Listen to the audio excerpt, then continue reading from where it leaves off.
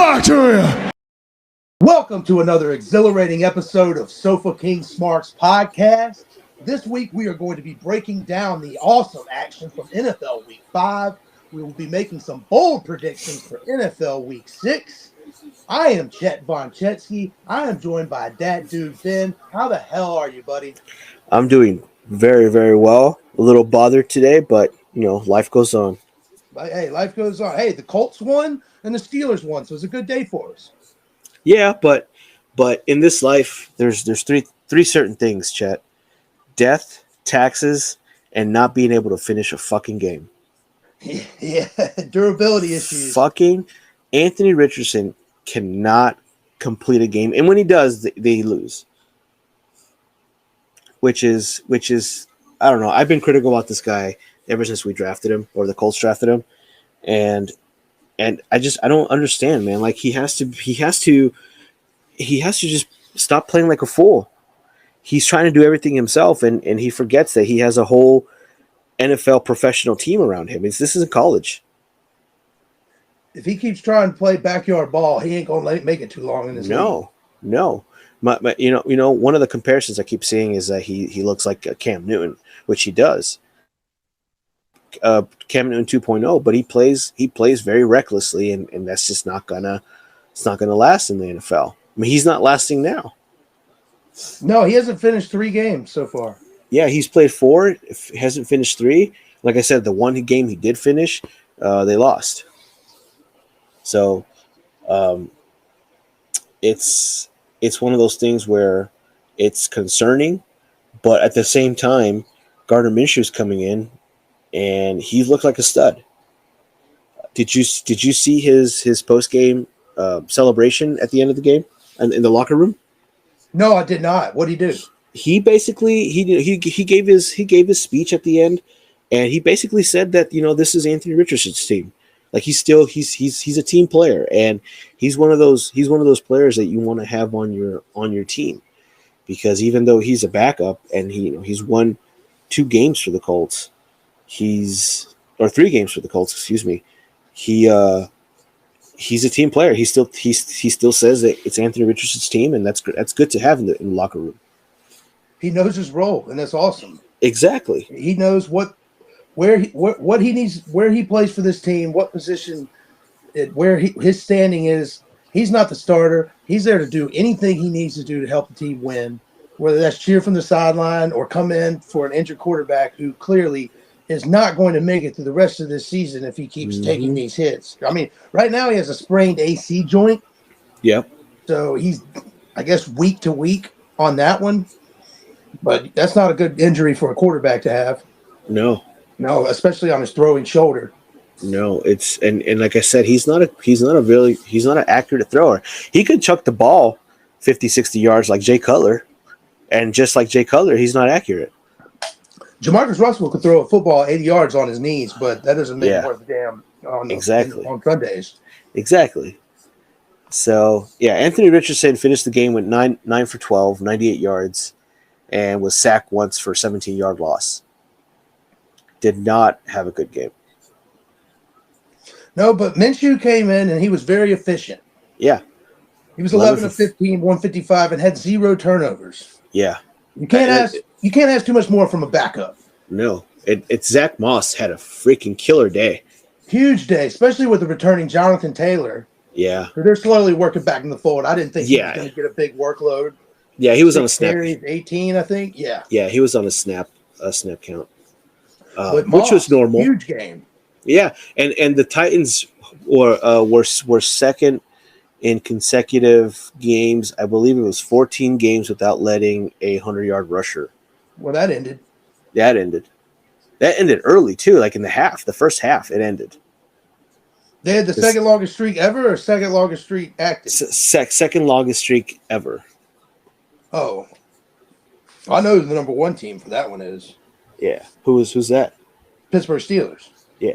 They went forever without allowing a 100-game rusher in the late 90s to the early 2000s, I believe. That's crazy. Yeah.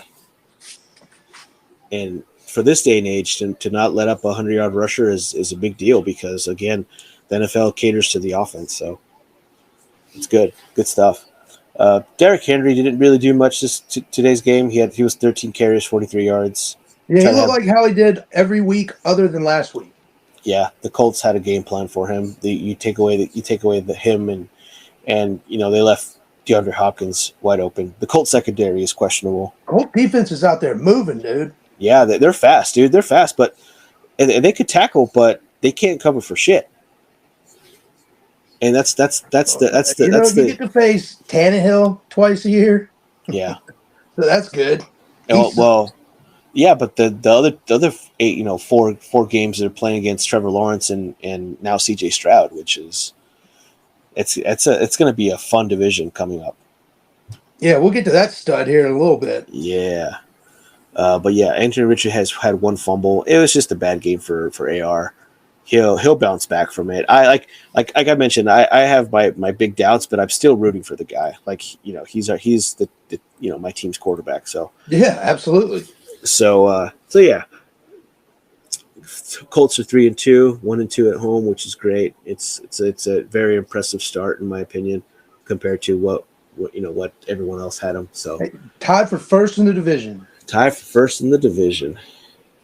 Absolutely. Speaking of another team who's tied for first in the division, did you happen to see the Pittsburgh Steelers? What happened there against the old Baltimore Ravens? Lamar Jackson. I saw this interesting stat that how long's Lamar been in the league? 5 years? I think he won the Heisman in 2017.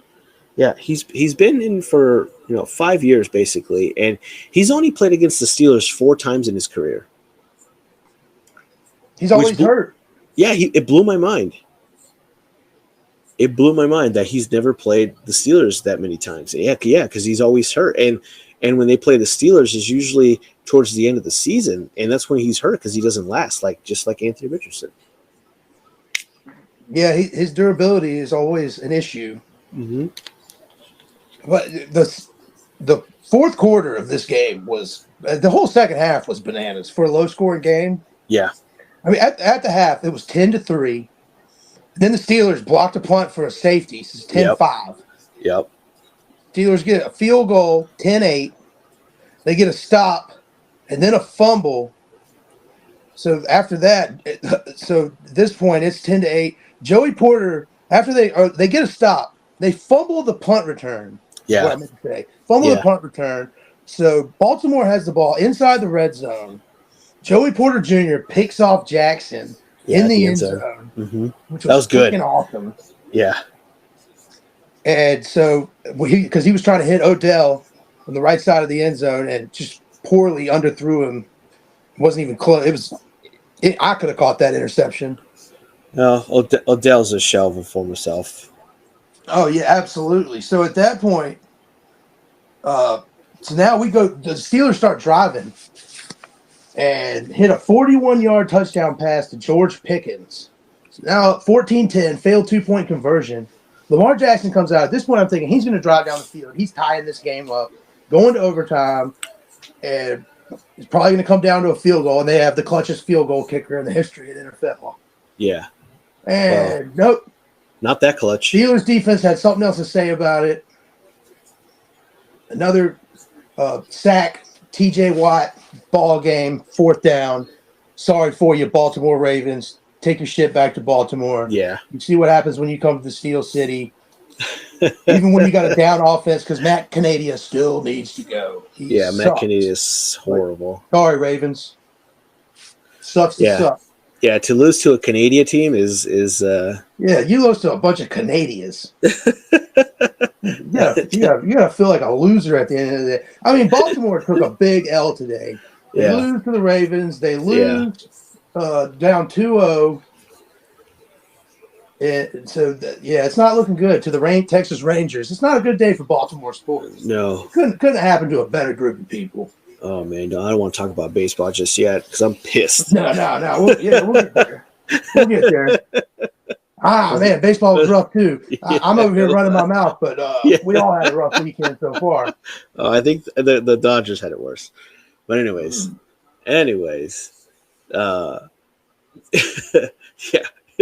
I'm still pissed off about that. Oh, I'm furious. Let's see here.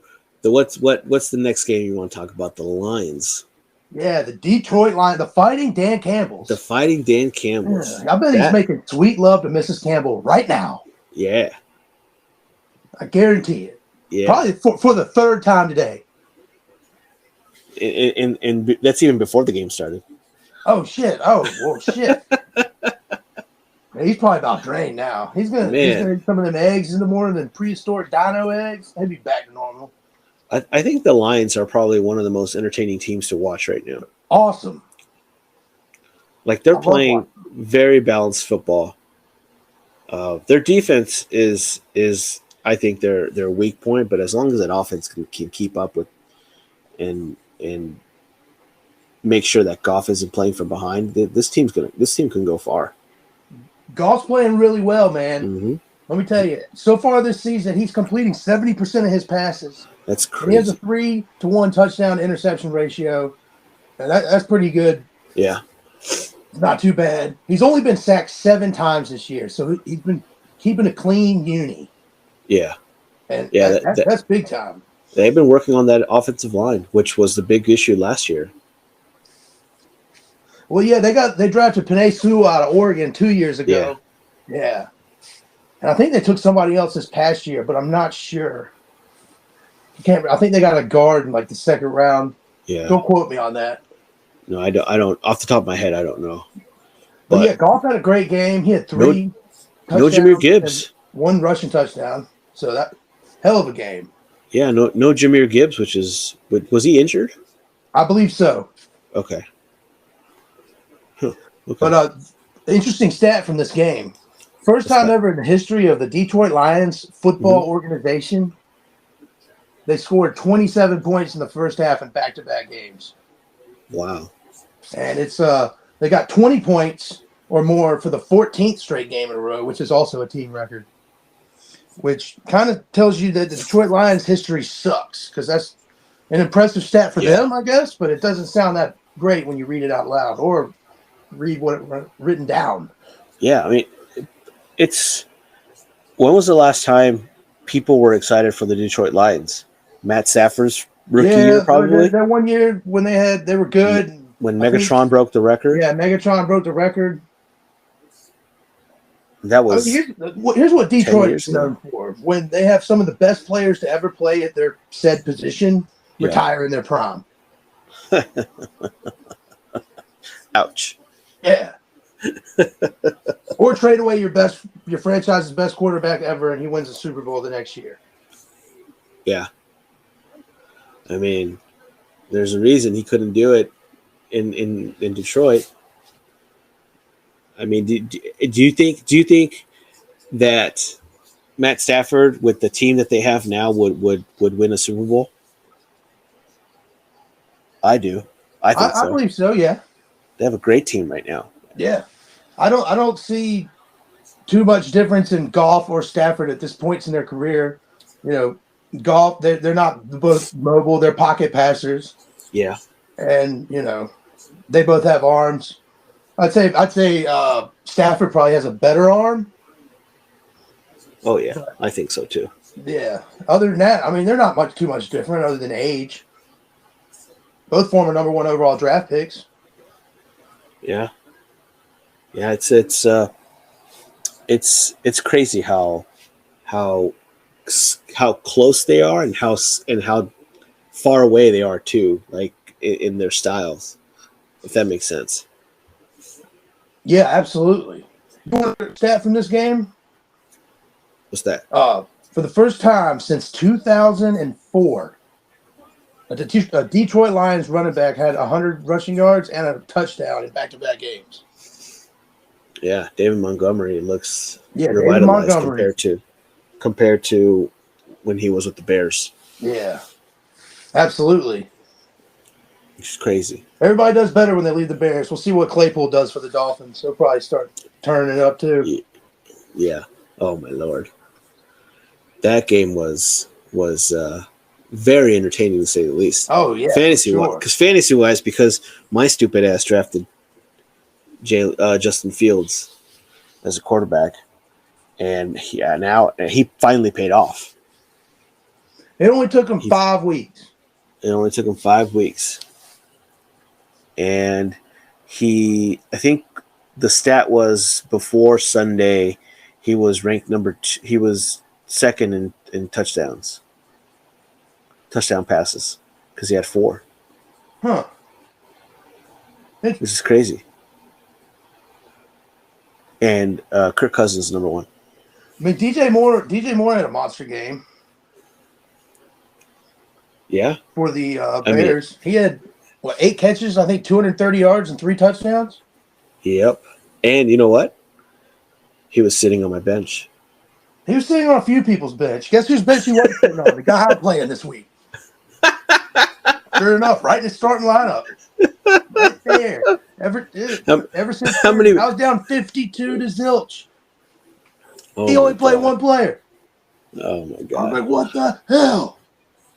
Oh my Lord. Yeah. After last week, taking my worst loss ever in the history of me playing fantasy football, I start the next week off down 52 to squat. Ain't even playing. He's playing one guy. I was like, God, man, can't catch a break around here. Staring 3-2 down the barrel off the rip. The betting line for DJ Moore to have 51 yards plus was broken in his first catch. Yeah. 50.5 was the betting line for DJ Moore's yards. And he broke it in the first half. The first catch, excuse me. That's insane. I'll tell you that one picture of that guy who put, what was it, $10 on DJ Moore to score 3 plus touchdowns. Yeah, He won like $38 or $4,800. Jesus. Yeah, on a shot in the dark. I mean, any given Sunday is usually the quote, right? Well, if you're gambling on prop bets like that guy probably broke even because he had 3,000 prop bets that day because he's a degenerate gambler. Yeah, and it wasn't you, right? No, it wasn't me. No. I wish. You can't gamble in your state, right? I couldn't sniff a nickel in DraftKings today on daily fantasy. All of my fantasy all around suck. My yearly fantasy, my daily fantasy. Yeah. Can you draft? Can you bet where you're at? No, we do not have that capability yet. Okay. We do. It's fun. We are only allowed to do daily fantasy. So we're doing a little bit better than Louisiana. You can't do anything unless you're an engine and own a casino. Yeah. Then you can do whatever you want. But Louisiana has strict laws on all kinds of stuff. But then you can also go to a drive-through margarita. They have drive-through margarita bars. Oh, what? That's awesome. Yeah. Louisiana's awesome. Don't get me wrong. I'm over here trashing them. But no, this dope. They got casinos and they got drive-through margarita and daiquiris. They get around the law because they put a little piece of Scotch tape right over the little hole you put the straw in. Yeah. A lot of good that does. Nice. That's fun. Oh yeah, you can roll up and get like Everclear daiquiris in Baton Rouge. Oh yeah. Speaking of Louisiana, how about them Saints? Ooh, buddy, how about them Saints? Even more better, how about them damn Patriots after all these years of dominating, finally looking like the Jets. The Patriots of old. The Patriots of old. Patriots way is dead. Yeah. Patriots way no longer works in this NFL. Yeah, it doesn't. Unfortunately for Bill Belichick, it doesn't. He suffered the worst 2 losses of his career. He suffered the worst loss of his career last week. And then back-to-back, the second worst that loss up with just 1 point less. Yeah. Yeah, what was it? It's 35 last week, right? And then 34. 35 last week and 34 this week. Yeah. Mac Jones was 12 for 22, 110 yards for 3 quarters. He had 2 picks, a pick 6. It's also his 3rd pick 6 of the season and second one in back-to-back weeks. Yeah, he's garbage. Garbage, to say it in French, in Louisiana French. What happened with him? Because last year he looked pretty decent. I mean, he looked okay. And the only time they had a winning record was when they played in front of 0 fans during COVID. And so, and he led them to a wild card. Other than that, they haven't looked good. Their defense is always going to play solid because Bill Belichick's never going to coach a poor defense. They're always going to keep them in the game. But when your offense is mustering up, they had 8 first downs and 156 yards of offense. Let me repeat that. 156 yards of offense in the NFL, 3 turnovers, all by Mac Jones. Total offense? That's crazy. Not good. But there were some good things from this game. Great. Actually, there was one awesome thing from this game, and then another good little record from the Saints player. Kamara had a rushing TD, and so he set the career TD. He's now the career touchdowns leader for the New Orleans Saints with his 73rd touchdown. But the coolest story of the week from this game, I don't know if you know the story about Foster Moreau, tight end. He was in the offseason when he was going to different teams. He was taking his physical, and the Saints doctors found a lump, and he has like Hodgkin's lymphoma cancer. Oh shit! Yeah, and so he had that. He did chemo and then he was cancer free, and so he caught his first touchdown pass since coming back from cancer. And he ended up signing with the Saints because they were the team that found the lump on him that let them get ahead early on this and get it out of the way. So I thought that was freaking sweet, man. Good for him. Like stories like that. Yeah, the feel-good stories. Those are great. Good for him. That's crazy, man. It goes to show that, you know, we criticize these NFL players so damn much. And that's why this podcast calls the Sofa King Smarks, because we're just always criticizing. We're fans from the couch, and we forget that these guys are human, and they go through the same, you know, health issues as, you know, your average Joe. In most cases. Absolutely. If he wasn't a free agent, he would have never taken multiple physicals with different teams. If he was in the middle of his contract, who knows what would happen? Yeah. That's crazy, man. Yeah. But good for him. Good for him. Good for the Saints. Yeah. Saints look good. The Saints look great. Saints, I mean, they're 3-2, which is, you know, better than average. Not too bad. Not too bad. The Buccaneers, they lead the division 3-1. They're on a bye, so yeah. But I wanted to touch on this and just to kind of grasp on how dog shit is Mac Jones. If on paper, if I told you that your running back was Zeke Elliott and your wide receivers were Devontae Parker, Mike Gesicki, and Juju Smith-Schuster, and your tight end was Hunter Henry, you would say, oh, that's a pretty solid team. Nah. How does Stone Cold say? Not today. So that kind of puts some perspective of how bad Mac Jones is, because their offensive line is mediocre. It's not a good one. It's not a terrible one, but that kid's just, I think he's done. His quarterback rating was 30.5. He's going to be Sam Darnold. He's going to go team to team and just be a serviceable backup for the rest of his career. Once his time's done with the New England Patriots, he's destined for backup quarterback, and just by the time he retires, backups will probably be making $18 to $22 million a year. Yeah. While starters are making 90. Something ridiculous like that. He's gonna go Kurt Warner and bag groceries. Well, yeah. I mean, there's nothing wrong with that. Kurt Warner bag groceries. Yeah, I know. Yeah, I mean, Kurt Warner bag groceries. He went to church every Sunday, and he became quarterback. Okay. Yeah. Oh, I know. He's a legend here in Arizona. Oh, I bet he is. Yeah, but speaking of Arizona not legends, the Jamar Chase got me 52 points today. Yeah, Jamar Chase had 15 receptions, 102 yards. Yeah. I mean, I was on my way back home from Mexico, and I look at my fantasy league, and I'm like, why? I was like, 52 points. I was like, oh, geez. And then I look, oh, crap, it's just Jamar Chase. which is Yeah, crazy. the Bengals, that finally Burrow and Chase connection happened. Eventually you Some knew it was going to get rolling. There's no way they were fucking going to open. continue to look this bad. Burrow, yes, he had the calf injury, but he was moving around pretty well today.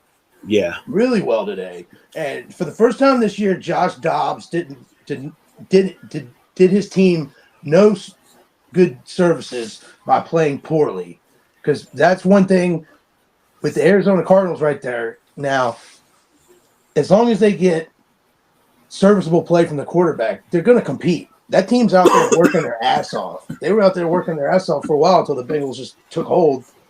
And yeah, that Burrow Chase combination was lethal. And that another thing was the Bengals dominated time of possession, 38-22. And yeah. when you hold the ball 16 minutes more than your opposition in an NFL football game, odds are you're probably going to win. Yeah. It was close. It was a close game. Yeah, it ended up being a two-score game. Yeah. But Dobbs, 2 picks and a fumble. His 3 turnovers doomed them, and Yeah. that was the problem. Yeah, If you take just 2 of those 3 turnovers away, who knows how the game goes? And you could say that about any game, but Yeah. My concern is with the Bengals, aside from Joe Burrow, they're throwing it way too much. They can't get a running game going. Mixon, I don't know. I'm glad I had taken Mixon the last 2 years in fantasy, and he'd done me pretty well. This year, I had a feeling. I was like, I'm not taking him. Their offensive line is worse than the Super Bowl run. That was a bad offensive line. And it's worse this year. So Man. it's crazy. I mean, he got sacked 3 times today for 30 yards, which is not good, man. Not good at all. I mean, I know a lot of times it's the quarterback's fault for holding the ball too long, but Joe Burrow can't really scramble all that much, so you got to do a better job protecting the guy. I mean, there was a couple of sacks he made 2 guys miss, but at that point he couldn't get away from the third guy. What you do when you have 5 offensive linemen, they decided to block 1 of the 5 people that were coming at the quarterback. Yeah, and then they just once they block or they try blocking and the guy gets away, they don't even try chasing after the defensive end anymore. No, they just look at it and go, "Oh shit!" Yeah, I fucked up. Oh well. I hope they don't kill my quarterback. Yeah, it's not good. But yeah, the Bengals offense, they finally look like a cohesive unit, like they did during their Super Bowl run, or at least Burrow to Jamar Chase. Yeah. It just finally maybe he's shaking off the injury.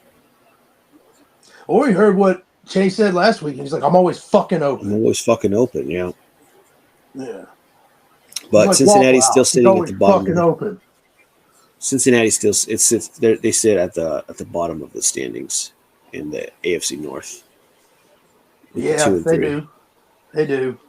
So they have a lot to catch. I mean, I know it's week 5, but just on paper, they have a lot of catching up to do if they want to compete with that division.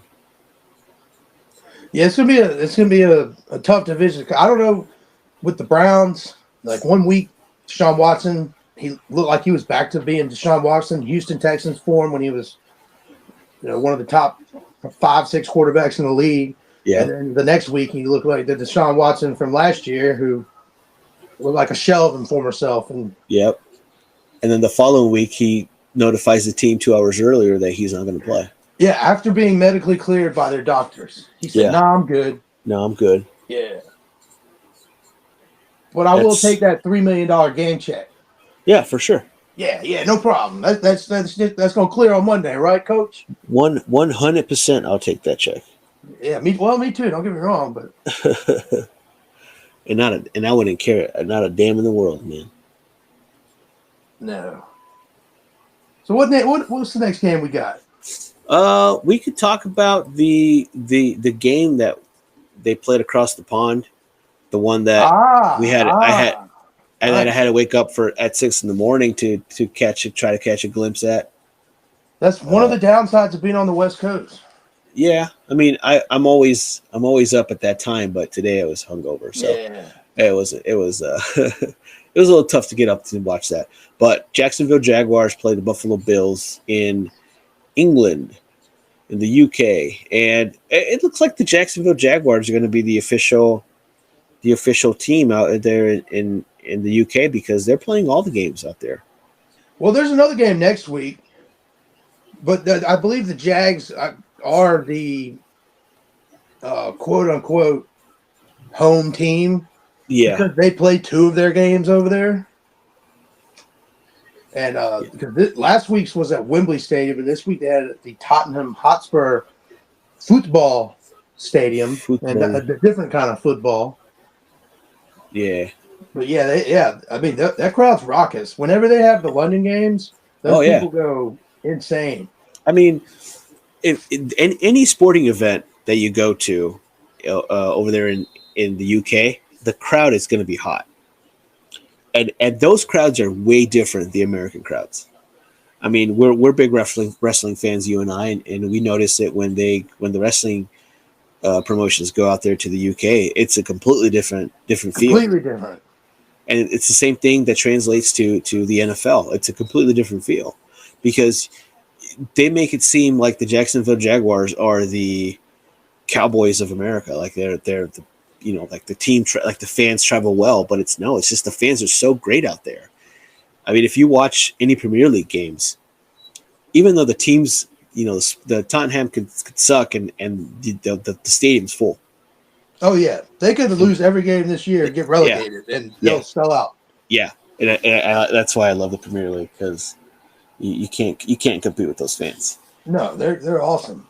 But surprisingly, see a pretty good ball game. Yeah, surprisingly, the Jacksonville Jaguars took out the Buffalo Bills, and they were a pretty decent underdog, I think. Well, Travis Etienne decided to show up, and one thing I pointed out last week about the Buffalo Bills on the show was that until they establish a solid run game, but Josh Allen can only do so much. Yeah.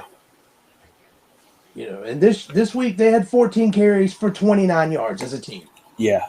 James Cook had -4 yards. Football games in the National Football League. Yeah. James Cook had -4 yards.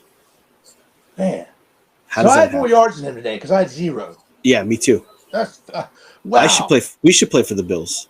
I know, right? But Josh Allen, 27 for 40, 359 yards, 2 touchdowns, 1 interception. That's just crazy, man. That he's doing everything. Well, the air game is doing everything, and that's why the Bills don't win, man. They're just so unbalanced. You can't win that way. Like flies on defense, dude. They lost 2 more guys today. Oh well. They lost Milano, their star safety, and went down with a knee injury, and they're saying that doesn't look good before the MRI. So that's probably. Usually when they say something like that, it's a structural damage out for the season. I'm not going to speculate too early. Yeah. Sometimes when they say that, they just need to have their meniscus, their knee scoped, and they're back in 4 weeks. You never know. Yeah. And then they lost another defensive lineman or edge rusher to a torn pec is the early diagnosis. And, they lost Tre'Davious White either last week or 2 weeks ago to a torn Achilles. They're just getting Von Miller back. So they get one guy back from tearing his ACL last year, and then they have 2 more guys drop off. Von Miller only held together by glue and Band-Aids. Yep. Von Miller only had 1 tackle today. Yeah, you don't really expect too much out of players the first game back from ACL injury, especially a aging edge rusher in the NFL. Von Miller in his prime, one of the most dominant edge rushers of all time. I mean, he's crazy. Super Bowl MVP. Yeah. So he's over 30 years old. He's got some miles on those legs. Yeah. And coming back from major reconstructive knee surgery, I didn't expect too much out of him. But somebody that finally did step up was Mr. Travis Etienne Jr. Yeah. Oh, he looked great. Big day. He had his most career scrimmage yards in a football game. He had 136 rushes with 2 touchdowns and 4 catches, 48 yards. Uh-huh. And he had a great game. He had a huge touchdown run that really broke the game away in the second half. The Bills scored late, made it closer. But he if they keep him going, it takes the pressure off Trevor Lawrence, because when the run game is not working, especially for the Jacksonville Jaguars, Trevor Lawrence is back there having to do too much. I feel like he gets a little happy feet in the pocket and makes bad decisions and starts forcing things, and before you know it, they're going 3 and out turnover, as opposed to sustaining some decent drives, getting some chemistry going, and marching the ball down the field, which they have the ability to do. Calvin Ridley and Zay Jones, they can be a dominant wide receiver duo. I mean, Calvin Ridley had his first 100-yard game. Oh man, that's pretty good. Yeah, and about time, Absolutely. Took him 5 weeks, but still no touchdowns. The air. I mean, Trevor Lawrence can chuck the ball, and he can spread the ball around really, really well. But his problems in the red zone, throwing the ball is very questionable still. That's an issue he's had his entire career in the NFL. His red zone offense is not good. Yeah, that's something they're going to have to shore up if they want to make any kind of noise for the playoffs. Well, in that division. Yeah, that division is going to be tight. Yeah, that division's really wide open. Yeah. There's no reason the Houston Texans can't even go on a run the way they're playing offensively. Yeah. You never know. Yeah. Unfortunately. It very easily could be a 9-8 team wins that division. I think the Colts and the Titans have a pretty easy schedule. But yeah, I mean, the division's so up in the air. I mean, look. The Houston was looking great all this time, and today they didn't show up. They made the plays when they had to offensively. Yeah. C.J. Stroud gave him a chance. Let's get into that game since we're talking about it. Yeah, they played the Atlanta Falcons in Atlanta, and Dirty Birds. The Dirty Birds. Atlanta was favored by 2.5, so they didn't get that. But they did not cover. They did not cover. Dude, Vegas, also the over-under was 42, and it finished at 40. Yeah. That's what I'm saying. saying. I'm telling you, every week Vegas they just know. How the hell do they know these things? I don't know. The number so close. It's the script. It's that script everyone talks about. Oh, okay. Vegas has it. That's why. But they CJ Stroud, again, he is phenomenal as a rookie. Great. And hasn't thrown a touchdown, interception yet.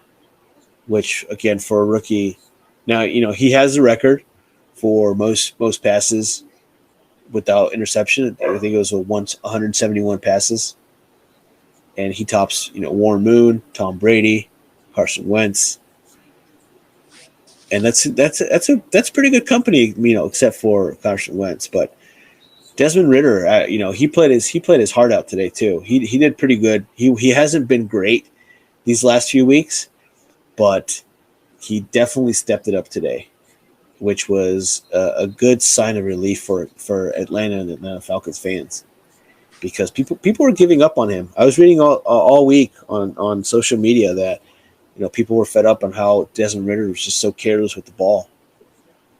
Oh, Falcons fans were fed up. Yeah, and I'm like, well, dude, he started what? This is his 6th game as a starter, 6th or 7th game as a starter. Like, you gotta ease up on him still. At least he's finishing games, not like fucking Anthony Richardson. Yeah, I'll give him that. He's finishing games. So, if you want to be frustrated, be a Colts fan right now. But, fourth quarter, here's the thing about C.J. Stroud. He just has that something about him. When you just watch him throw the ball, he has a beautiful release. Oh, he's in the pocket. Beautiful. He just looks so calm, composed. He just has that moxie, Yeah. And he led them on a touchdown drive in the fourth quarter to go up a point, to go up 19-18 with an 18-yard touchdown to Dalton Schultz on a great throw. And unfortunately, that wasn't enough because the defense allowed the Falcons to come down the field. And even though his name is pronounced Young Wei, it's spelled Young Ho Koo, hit a walk-off 37-yard field goal to send the Falcons to victory. at home in front of their fans. Send the fans home happy. Yeah. There's one less week they'll be bitching about Ritter on the airwaves of the radio stations and the interwebs. Yeah. It's always going to be Young Ho. I Yeah, don't care what people say. Young Ho, cool. I don't care what people say. Yeah. But, I bet you the Panthers are pissed off because they went Bryce Young way as opposed to CJ Stroud, which was I'm sure they're regretting it. Yeah, were the Panthers the number 2 pick? Were they going to be the number 2 pick last year? They traded up to 1? I think they were going to be like 3. Yeah, they traded up to get. I knew they traded up to 1. I'm saying, like, did they trade up from 2 or was it? Let's see. I think I'm trying to remember. The Cardinals had number 4, I believe, and they trade. What did the Bears end up picking? Let me pull it up. Let's see. 2023. Because if the Panthers traded up when the Bears weren't going to select Stroud, that's dumb. So the Bears had the number 1 pick. Yeah, and they traded it to the Panthers. So Carolina took Bryce, Houston took CJ, and then Houston took Will. Yeah, they were the 3rd pick, I think. Right? Yeah, Houston went back to back and took CJ Stroud and Will Anderson. Okay, that's right. So then the Panthers were trading up from 4. Yeah, because they knew that the Houston had 2 picks. Okay. Yeah, so they had to do that to get Bryce Young. So now they weren't going to get Stroud, but they could have gotten Stroud with trading up. I was just thinking that they traded up from 2. That was dumb. Yeah. Yeah. Yeah, so that whole Houston had a wonderful draft this year. So that's why they look better than what was speculated, because CJ Stroud is just, man, he looks phenomenal. Rookie of the year, hands down. Oh yeah, so far. For sure, without a doubt. Yeah. Let's see here. Moving on to this lame ass Giants team, the New York Football Giants. Man, that team's tough to watch, and they have the most primetime games. Because next week they play the Bills on Sunday Night Football. Yeah, they have to have the shittiest team ever. Here's the problem: going into the season, the Giants had hype, and then the Jets also had hype. So they have so many New York primetime games for the rest of the year. 6 and 6. They both have 6. Yes, 6 and they are all going to suck. Yep. One thing about Monday Night Football, it's never historically, I feel like, a good game. Sunday Night Football is always way better game. Yeah. Yeah, I think NBC has pick of the litter of those games. Oh, okay. Well, if NBC has first, yeah, then wouldn't Monday Night Football have second? Because I don't understand. Even if you had second pick, there's still other games you could have chosen. Yeah. I don't know. Yeah, that's just like we said last week. They need to be able to flex way earlier. Yeah. Yeah, they should, but Tua did not look good in this game. No, but you know who did look good? Who's that? Hill. Tyreek. Oh yeah. Cheetah. Well, he constantly looks good. Yeah. Except for last week. He would make he'd make Tannehill look good. He'd make anybody look good. Yeah, he makes everybody look good. Yeah. Absolutely. He made Zach Wilson look good. Tua threw. I don't know about that. Tua threw the first 100-yard pick six, 102 yards. That's crazy. That you still can go from one end of the field to the next and not be tackled. That's a feat. Yeah. I can't run 10 yards without slowing down. You know what I'm saying? Like these guys are freaks. Yeah, it's crazy. Because Tyreek Hill is the first player this year to be clocked at 22 miles per hour. Already? Jesus. Yeah. 22 miles per hour. That's pretty good. Actually, that's not pretty good. That's freaking fast. That is hauling ass. I can only dream of that. I mean, I don't even want to dream about My being car that fast. doesn't even go 22 miles per hour. So. Speaking of someone else who the Dolphins have the 5 fastest player speeds this year, all 5 of them. Yeah. Tyreek Hill has 3, Achane has 1, and Mostert has the other. Jeez. Yeah. Speaking of Achane, he had another big game, 11 for 151. And I picked him off the waivers. Yeah, well, yeah. With 524 yards this past game, they now have 2,568 total offensive yards this year through 5 games. That's the most in NFL history. That's crazy. The fact that they're averaging 500 yards a game, which has never been done through 4 games. Yeah, that's crazy. That's insane, man. Daniel Jones wishes he could do that. Well, here's the thing about Daniel Jones. His problem is he can't stay off his ass. No, He's been sacked 18 times the last 2 weeks. 7 sacks alone this week. He didn't even finish the game. He left. He's going to have an MRI on a neck injury. Yeah, Tyrod Taylor had to come in. Yeah, Tyrod Taylor. I had no idea Tyrod Taylor was with the Giants. Like I said, if you're a good enough quarterback, you can stay in this league for a long time as a backup, make plenty of money. Yeah. Tyrod Taylor has been making bank for years, just riding the bench. I don't hate on Tyrod Taylor. No, I don't either. He's good if you give him the ball. Yeah, absolutely. But he always gets beat up by favoritism, I think. Yeah, it doesn't always work out in his favor. Nope, not at all. But the New York rushing team, rushing offense was horrendous. Eric Gray had 25 yards, and he was their lead rusher. Who the hell's Eric Gray? Dude, you know what I mean? It's a gray area for me. I have no fucking clue. Saquon Barkley can't stay on the field for the New York Giants. No. Here's the thing. You want to get paid to play football, and you want to talk about in the offseason that you deserve to get paid. Yeah. You should at least be able to stay on the field. Yeah, for sure. Your durability. There's a reason why these running backs aren't getting big deals after their rookie contracts expire. Yeah. Because these teams are putting so much miles on them in those first 4 years, or 5 if they're drafted in the first round and then pick up their 5th-year option. Yeah. But by the time they get trying to get paid, they have so many miles on their body. And some of these guys now that are coming out of college with these COVID years, they ended up playing an extra year of college. That's one more year of miles on their body. One less year they'll probably be able to play in the NFL.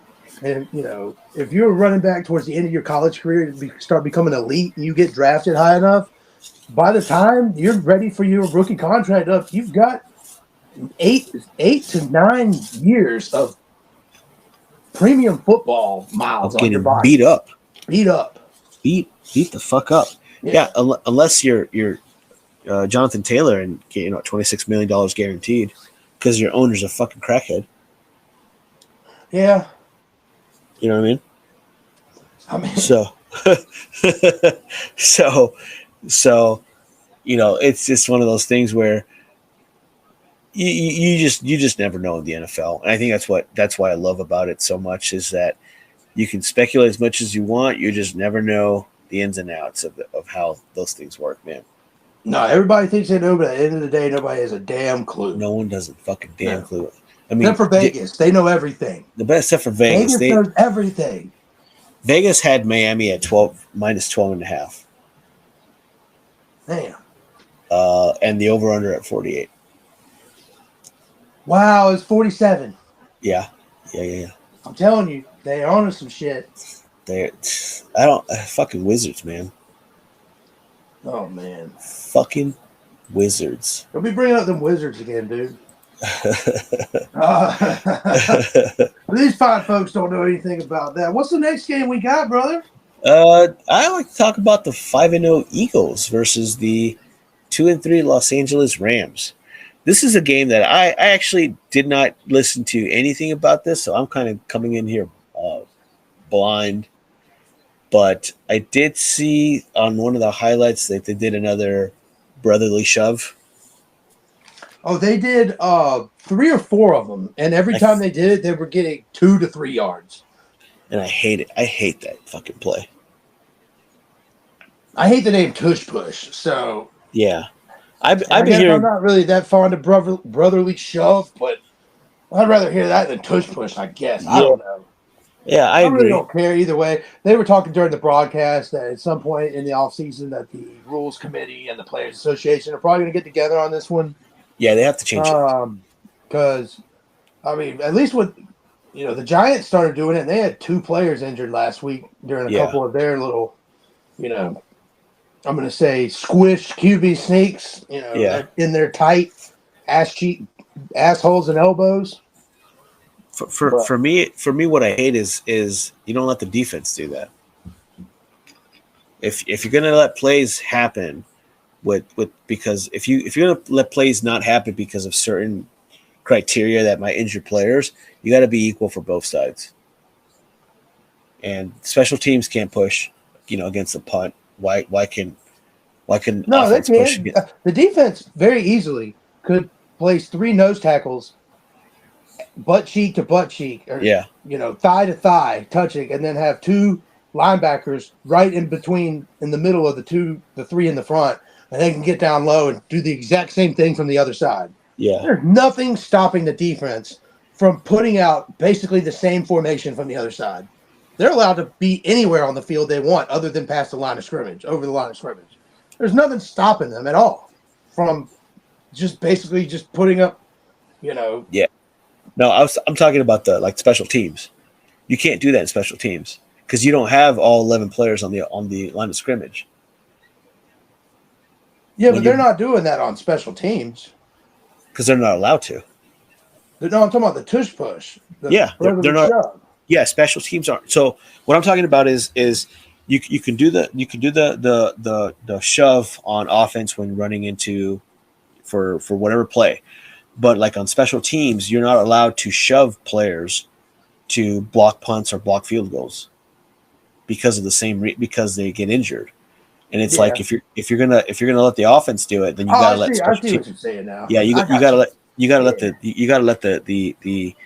the defense and special teams do it. Otherwise, you have to stop doing it for favoring the offense when it comes to that kind of stuff. Well, Because easily if you have someone shove a defensive end during special teams, they'll block every single fucking punt and every single field goal. And that's the main reason why they don't do it. It's not because they don't get injured. It's because you can fucking easily block those those attempts. yeah, you're right. So it's because I actually got into an argument with someone on Instagram about this the other day. They're like, oh, Jalen Hurts has the most touchdowns from rushing touchdowns, and I'm like, yeah, because they're all the tush push. That's why he has so many. It's not because he's actually rushing like Lamar Jackson or Anthony Richardson for those touchdowns. It's all just tush pushes. So Yeah, before falling you, forward with someone shoving you in the ass. yeah, don't get me wrong. I don't take anything away from Jalen Hurts. No. He's fucking good. No, hey, But there was one of them today where it literally yeah, looked like Swift was literally fucking him in the ass. yeah, He was thrusting his crotch forward yeah, to secure the first down through the tight end. yeah. I believe I have the terminology correct. Something about tushes, pushes, and tight ends. First down. My kind of party. Yeah. But You got to Matthew Stafford. score any way you can score, my guy. Yeah, Yeah. you do. Football's a game of inches, Yeah, it sure is. and so is my life. So, Yep, absolutely. AJ Brown, 6 receptions, 127 yards. He's finally doing great. He's probably not going to get a random drug screening, but Now, Dallas Goedert might. He finally showed up. yeah, 8 for 117 and a touchdown. you know who might? Fucking Cooper Kupp. Dude, First game back. first drive. Yeah, 5 catches, 56 yards on the opening drive. I love that guy. Yes. I mean, love he Cooper finished Kupp. with 8 for 118, but those 3 catches were for, 62 yards. Yeah. After that, so yeah, he was awesome. And Nakua, he got another touchdown. Yeah, 7 for 71. Like I mean, man, how they lost this game is beyond me. Again, I didn't really watch or anything, but The Super Bowl MVP, or excuse me, Cooper Kupp, the returning Super Bowl MVP, former, he had the 5 catches, 56 yards on the first drive.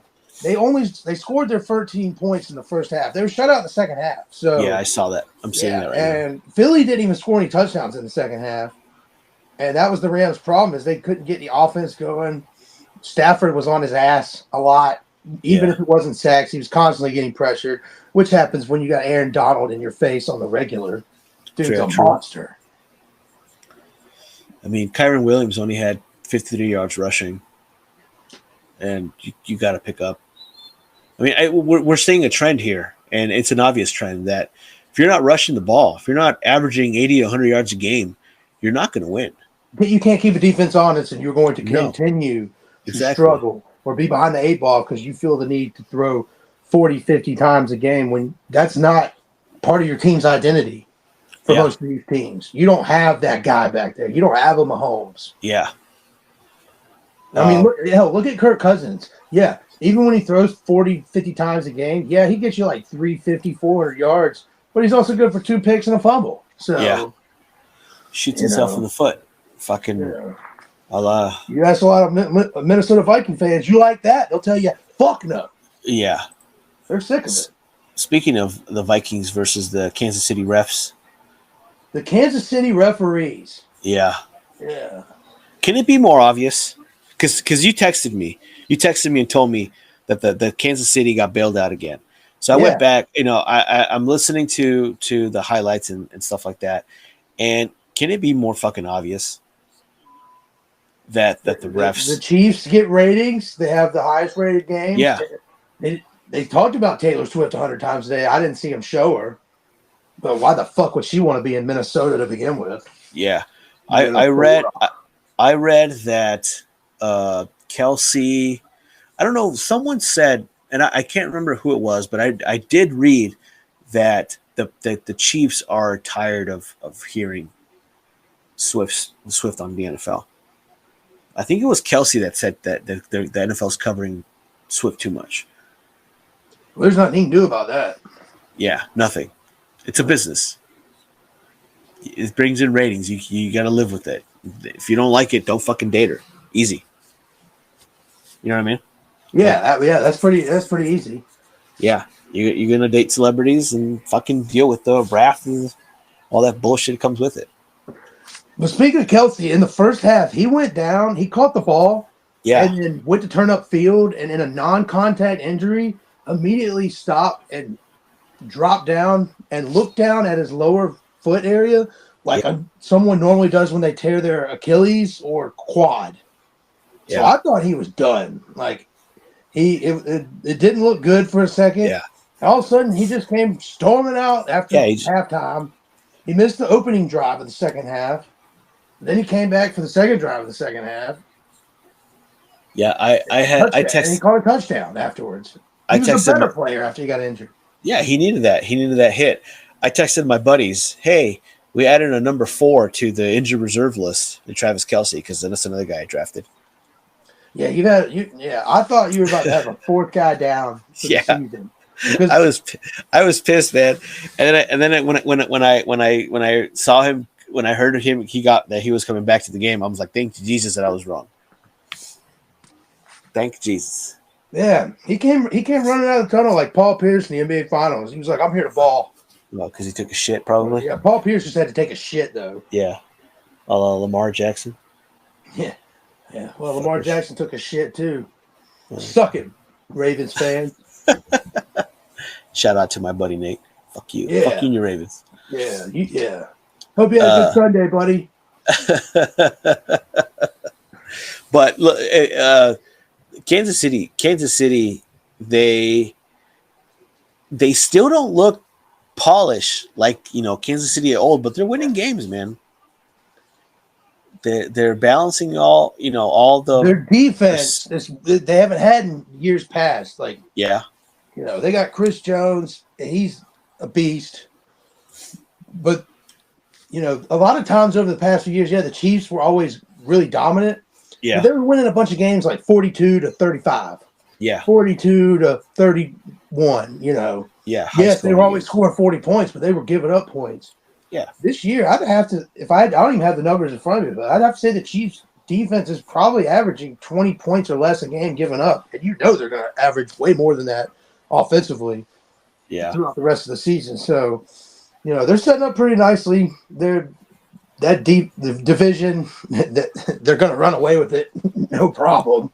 Yeah, that division are hot garbage. Yeah. But if you want to talk garbage, the Denver Broncos. Ooh, man. They absolutely suck. Are you talking about the same Sean Payton-led Denver Broncos who earlier this past July, Sean Payton said last year's coaching job that the Denver Broncos organization was one of the worst coaching jobs in the history of the NFL? Yeah. Are we talking about that shitty garbage team? Let me check my notes. Yeah, same one. I just double checked my notes. We're on to something here. Yeah, we're talking about that dumpster fire. Zach Wilson had more throwing yards than Russell Wilson. 3 more. That's crazy. Yeah. Hey, Nathaniel Hackett. Yeah. Yes, he got his return to Denver. Yeah. He was the head coach last year, much maligned, let go. Yeah. They thought they were going to move on to bigger and better things with Sean Payton. Little had they realized that.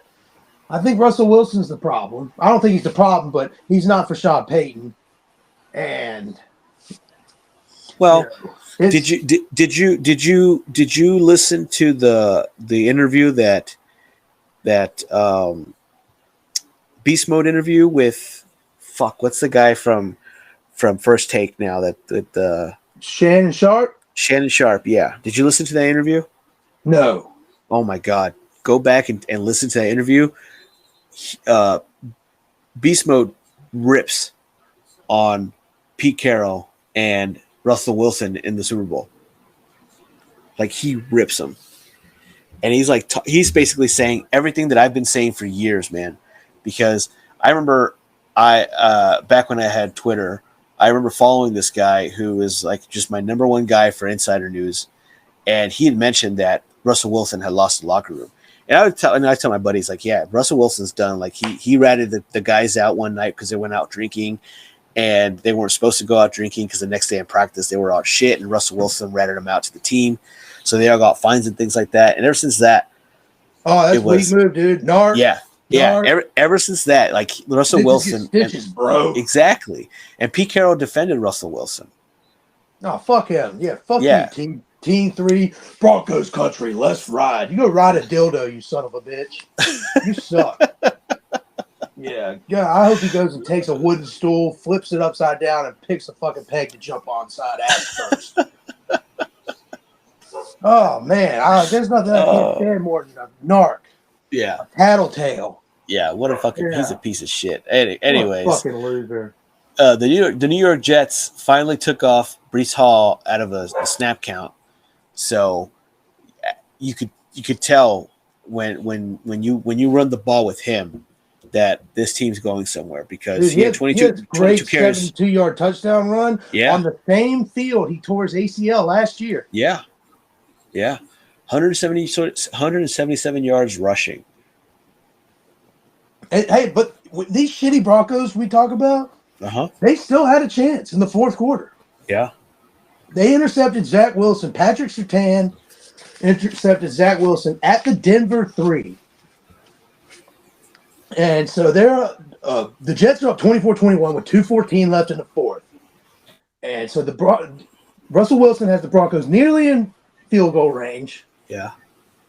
And then he starts running out to the left, and Quincy Williams strip sack Wilson, and Breece I meant Bryce, not Brees Hall, but Bryce Hall, scoop and score TD to make it 31-21. I don't know if you saw the clip from Sean Payton laying into Wilson on the sideline after the play. No, I didn't see that. Yeah. Not yet. I will. Yeah. It could have been a lot worse than it was, but I'd have to imagine whatever words Sean Payton was saying made it even more devastating. You know, he wasn't necessarily screaming at him as he should have been. I would have been like, "What the fuck?"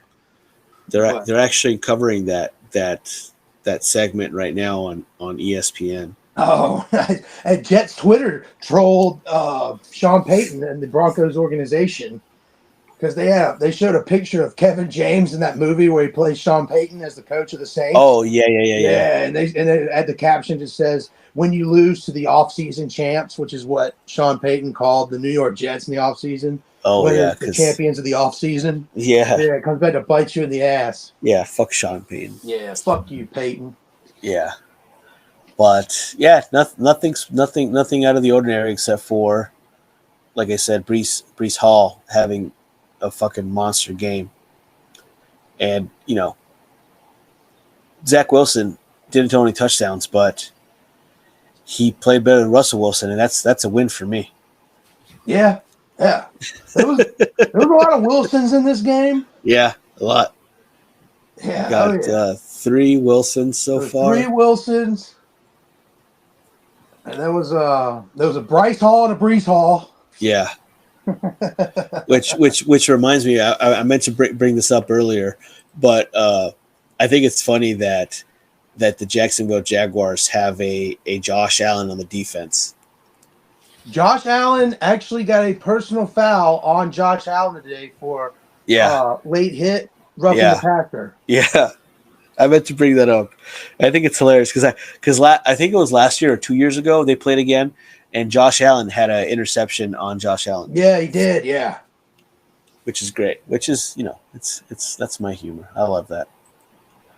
And let's see here. And last but not least, for the Week 5 football, except for Monday night's game, we have the Hood'em Boys that didn't show up today versus the San Francisco Brock Purdy's.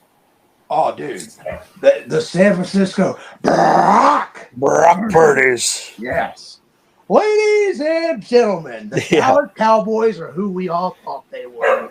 Yep. Hot garbage trash. Hot diggity. Absolutely. Everybody gets on the Dallas Cowboys bandwagon every year. Every stinking year. And every year it comes back to bite you in the ass about week 6, week 8. Every year. It's the same cycle of we them boys. You ain't shit. Well, right? Dak Prescott looked like doo-doo. What you got, guy? I say that they are them boys. They are them boys that fucking suck. Yeah. I think we just got to need to turn the narrative a little bit. Is that they are them boys? Yeah, the little boys. Yeah, the little boys. Yeah. Oh man, and you don't want to get caught playing with little boys. So no, you don't want to be. What's that show? The guy that comes up in the not the guy who does Red Zone. That's Scott Hansen, but Chris Hansen. Chris Hansen, yeah. You don't want dude, Chris the Cowboys, Hansen. They weren't even on Red Zone. They were on To Catch a Predators. Chris Hansen. Because if the Dallas boys were underage, the 49ers were diddling their end zone all night, my guy. George Kittle. Monster. I told you last week. I said George Kittle hasn't even broken out yet. And Kittle, this week, all he did was 3 catches, 3 touchdowns. Oh my God. Kittle diddled that defense, man. Yeah, don't diddle Kittle, dude. Kittle was diddling in that end zone a lot. Yeah. He's diddling to them boys and y'all look purty. Yeah, I was listening to that game on my way home, and like I was telling you earlier, Dak they were saying that he injured his middle finger. He was getting it taped up. He injured his pussy. Yeah. He had some sand in his vagina. Yes. and it's always something with Dak. Like all the Cowboy fans, if Dak was there, if Dak played, or if he was 100% healthy, I feel like there's always an excuse for this guy. Yeah, Dak this, Dak that. How about suck my Dak? This dude sucked. Yeah. I'm tired of everybody thinking he's so freaking exactly. great. Exactly. He's not. He's fucking He's worse than mediocre. He led the Dallas Cowboys to 197 yards of total offense today. Yeah. That's your guy. That's your boy, Dallas Cowboys Nation. Sorry for you. Ain't winning you jack shit. No. There's a reason why you've only won 2 playoff games since Clinton was in office. Because you suck. Just like Clinton. No, Clinton was getting sucked. That's 2 different things. 2 different things. Well, both. So, Dallas Cowboys blow, and Bill Clinton was getting blown. So yeah, there you are. There you go. Yeah. But I mean, the Cowboys they finally played someone not named the Cardinals, and they got their asses handed to them. So, what do you do now if you're the Cowboys? 49ers defense though is not to be trifled with. So no, yes, the Cowboys look horrible, but 49ers defense is going to make a lot of teams look that way. But the Cardinals scored more points than them. And 4 turnovers, and when you have a defense that's that disruptive like that, it's hard for any offense to get in rhythm. Yeah, but the Cardinals, who have no offense, had 16 points on the San Francisco 49ers. And that's that is obviously 60% more points than the Dallas Cowboys has. Therefore, the Arizona Cardinals are 60% better organized. I have to do some quick Steiner math here. 66 in the third. There's a 66 to 2/3% chance, and then you take in Philadelphia's 25% chance of winning the NFC, and then you subtract Washington's 66 and 2/3 chance of winning. And at the end of the day, those numbers spell the 3rd pick in the draft for Arizona, and you can't spell that, something like that. Those numbers spell disaster for the Arizona Cardinals. That's what it is. Oh God. I think I just learned how to speak English from Scott Steiner too. Yeah, it was. I almost had a seizure trying to understand what you were saying. I don't know what the fuck I just said. Hey, but I guarantee you, rewind the tape, folks. Yeah, that math adds up. Okay. Yeah, it adds up. Trust us, my word for it. Don't go back. I do have my GED. In case anyone was wondering, I am certified. Yeah, you are a certified citizen.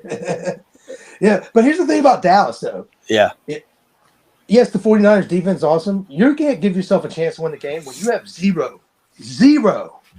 Yeah. Big donut red zone opportunities. They did not touch the red zone one time this evening. No. They had that incredible long over-the-shoulder touchdown catch. That was it. Yeah. That was the highlight of the night for the Dallas Cowboys. Yep. That was it. Nothing. 26 yards. Yeah, it was a nice catch. It was great. It was a great catch. Probably an ESPN top 10 play of the day. Yeah. Great catch. Great throw. Great catch. Yeah. But after that, Dak was overthrowing outside to the offside. Hey, like I said, dude couldn't hit water. Out of bounds. He was standing on the beach. No.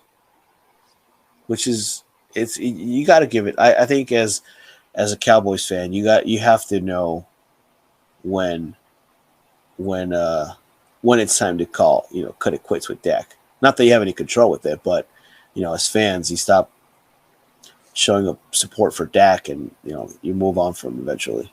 You forget how delusional the Cowboys fans are. Yeah. Next week, Dak is going to have one of those 3 touchdown games against nobody. And then the fans are going to go, "We're back. We're them boys. We're them boys." Yeah. Like we them boys that lose. Yeah.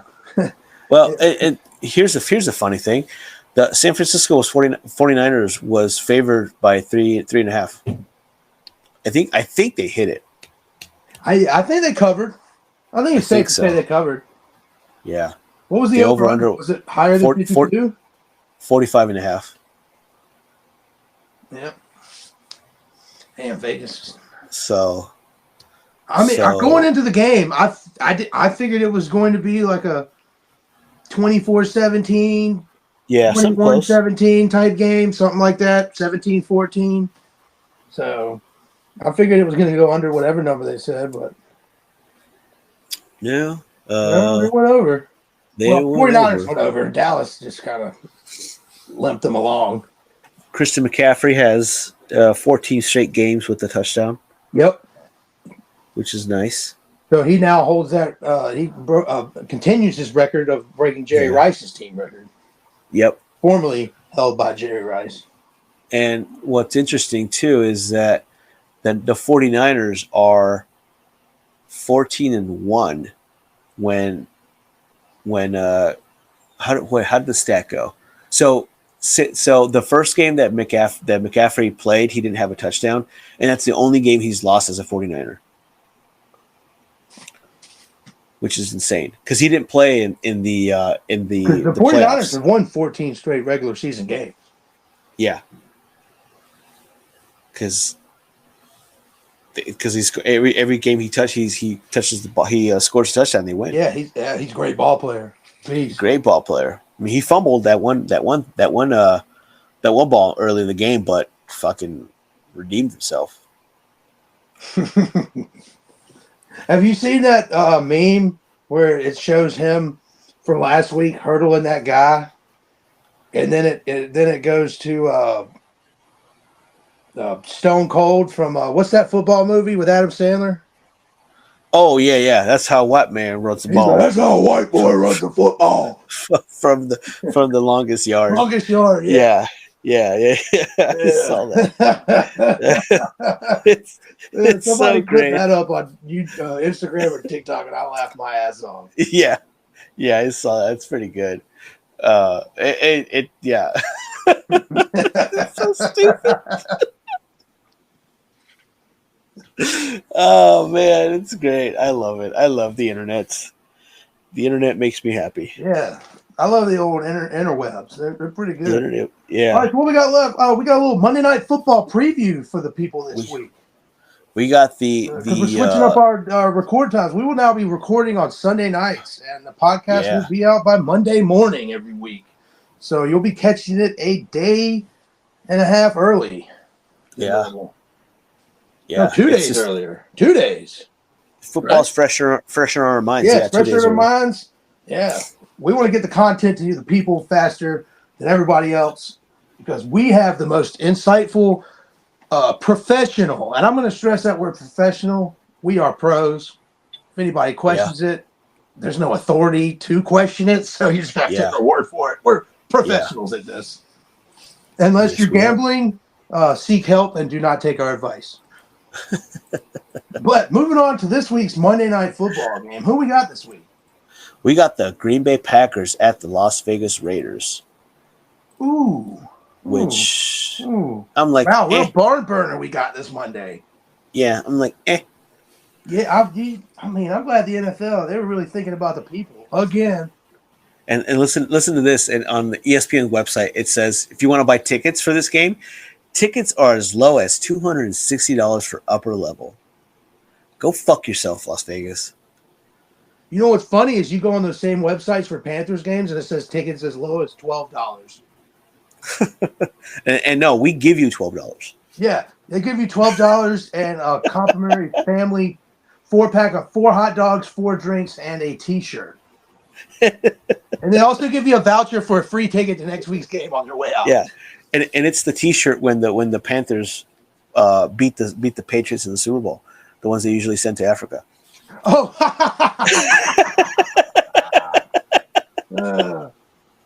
It's funny is that one of my cousins, his dad actually has a Steelers 19, I think it's 96 or 95 whenever the Steelers played when they played when they lost to the Cowboys. Yeah, my uncle used to have a shirt that had the Pittsburgh Steelers as the Super Bowl champions. Oh man. Yeah, it's funny. Now next time I see him, I'm gonna tell him because I don't think he knows that. But he listens to the pod, so awesome. I'm gonna tease him the fuck out of that because I want that shirt now. So Green Bay versus Vegas. I think Devontae Adams is questionable. Shoulder injury, yeah, and he's on my fantasy shoulder injury. team, so that's not good.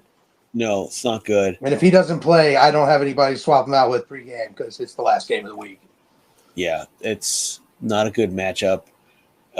Jordan Love's coming off a horrendous game versus the Lions, where he needs to redeem himself if Packer fans are going to stay in love with him.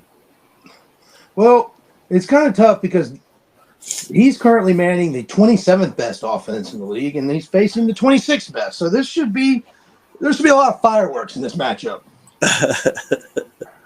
And when I mean fireworks, whatever plays right after the national anthem, because this is going to be a snooze fest. Yeah, it's not going to be good. It's whatever Raiders, fireworks. They really don't. Other than when they throw the ball to Adams, they don't look good. They have a -9 turnover differential after 4 games. That is horrible.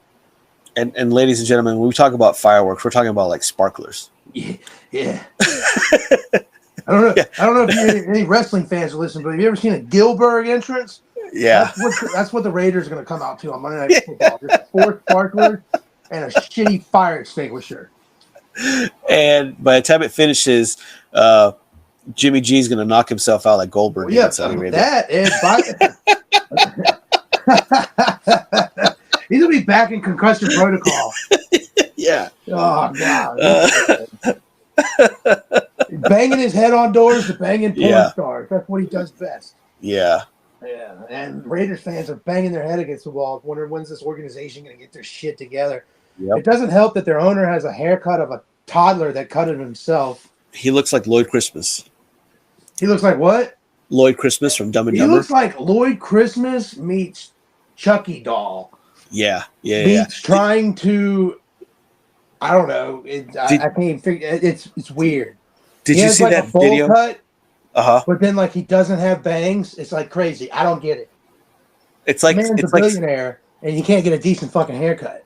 It's like he's like a cartoon character when someone just drew, like a 5-year-old just drew orange on his hair, but it's like they didn't draw it in the lines. It's just out everywhere. No. Yeah, it's crazy. But you know, the Packers are on an 8-game winning streak against the Raiders. You know when the last time? Take a guess when the last time the Raiders beat the Packers in a football game. The last time the Raiders beat the Packers? Yeah, pick a year. I have no idea. 1987. What? I was 1. Fucking 2 years old. Oh, you're old as shit. Oh yeah, you're fucking you youngins. You youngins don't know history. So that's the last time the Raiders have beat the Packers. So there's there's a little tidbit of information, a big streak on the line no one cared for or really asked for, but it's there. Yeah. That's what I was thinking. I was like, Packers fans definitely didn't ask for. Star left tackle David Bakhtiari out for a season now. He's going to have his 5th major knee surgery since tearing his ACL in the last week of the regular season of 2020 COVID year. Wow. Yeah, so so that's not good. And he's been blaming most of his knee issues on playing on turf instead of grass. And there's evidence to dispute both, but I don't think there's enough to say one or the other that one's turf is worse. They play just as many games almost. Yeah. But they want all the owners to switch to all grass fields, which isn't that difficult. Hell, the Raiders, they roll their grass out after every game. I rolled out of the stadium. Most of the stadiums are going to go to grass pretty soon for the World Cup. They? Yeah, for the World Cup. So I know Bakhtiari was talking about how they want to be done sooner.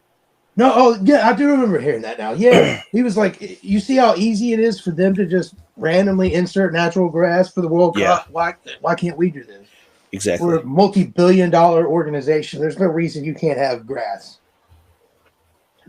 So, but unfortunately for him, sorry, he's out for the year. Packers fans, he got a big extension, and then he's played I think 23 out of the last 60-something possible games. So that's not good for them. No, not at all. No, because when he's healthy, he's one of the best tackles in the league. Yeah, he's up 100%. There with a Laramie Tunsil, and he's one of the most probably top 3 tackles in the league when healthy. Yeah. But he is not contributing anything to the squad if he is on the bench, on the sideline, on the physically unable to perform your job list. Yeah. Nothing you can do. Another interesting fact from this game. What's that? The kickers.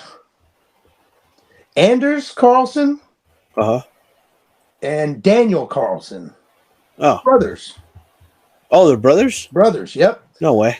Yep. Anders is a rookie. They both went to Auburn. And Daniel, I believe, is 3 years older than Anders. Or maybe it's pronounced Anders. So, yeah, they both kicked for Auburn. So, for the longest time, I didn't know they were brothers. Because I was like, dude, this Anders guy, or this Carlson guy has been at Auburn forever. And then it just ended up, they were just brothers where they were just far enough apart to play 7 years in a row for Auburn.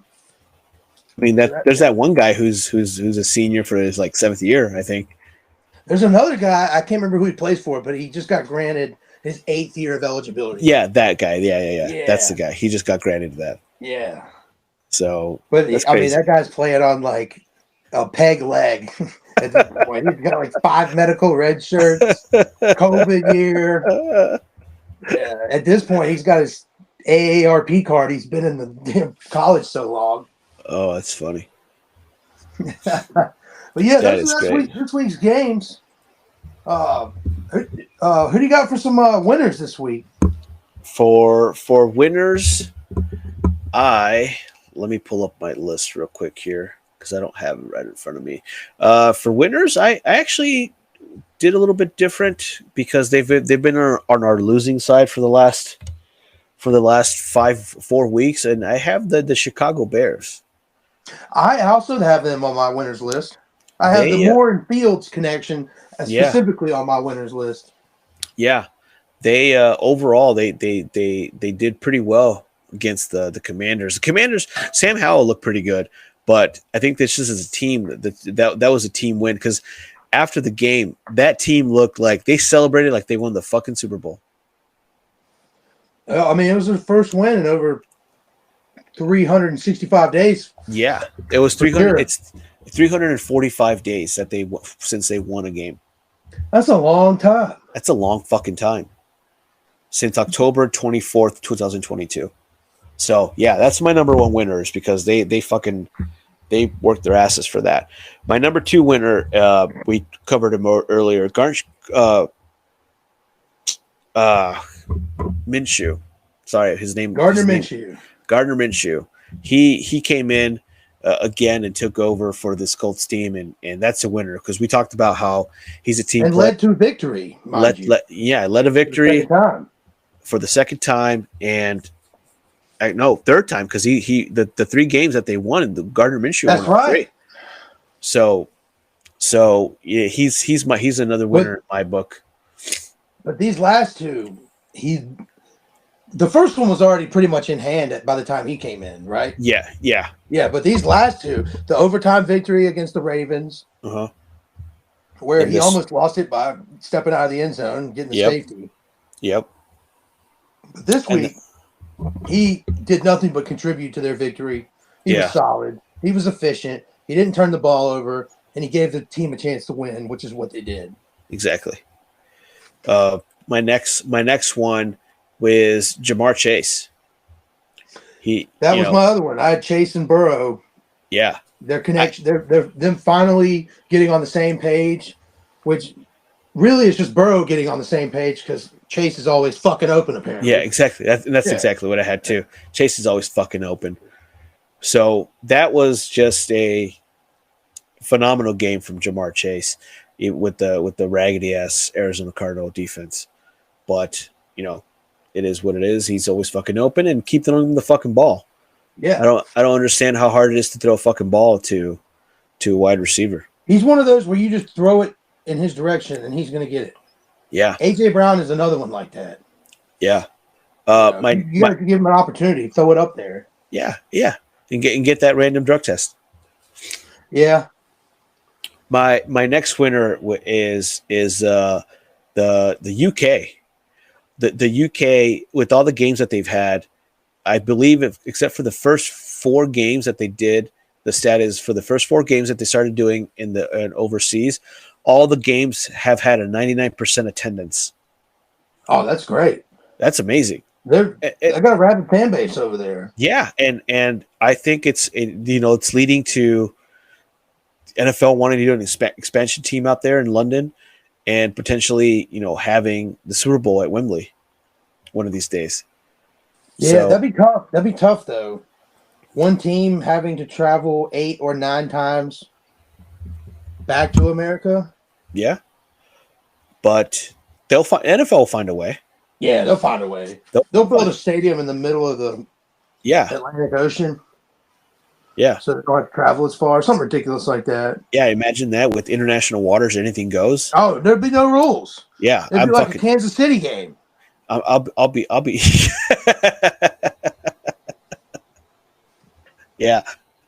Yeah. So my last winner is Breece Hall. That was my last winner as well. Yeah, we had pretty much similar lists this week because they were winners. Yeah, fucking great mind things alike. Yeah, Breece Hall coming back on the field that he tore his ACL and having a monster game. Yeah, exactly. So it's good shit. Good shit. Who did you have for your top 5 teams of the week? Top 5 teams of the week. Yeah. All right. In 5th place, I have the Miami Dolphins. Okay. Offense is looking good. Uh-huh. I mean, they have some of the fastest skill players in the league. They just picked up Chase Claypool. He's yet even to suit up for them. Who knows if he'll mesh well with the squad? I don't see why he wouldn't. McDaniel he seems like he can fit any skill position player anywhere and figure out something for them to do in his offense. Yeah. He's got a mind for that stuff. But at number 4, I have my favorite just new team to root for and just be happy for them, and that is the Fighting Dan Campbells of Detroit, the Lions.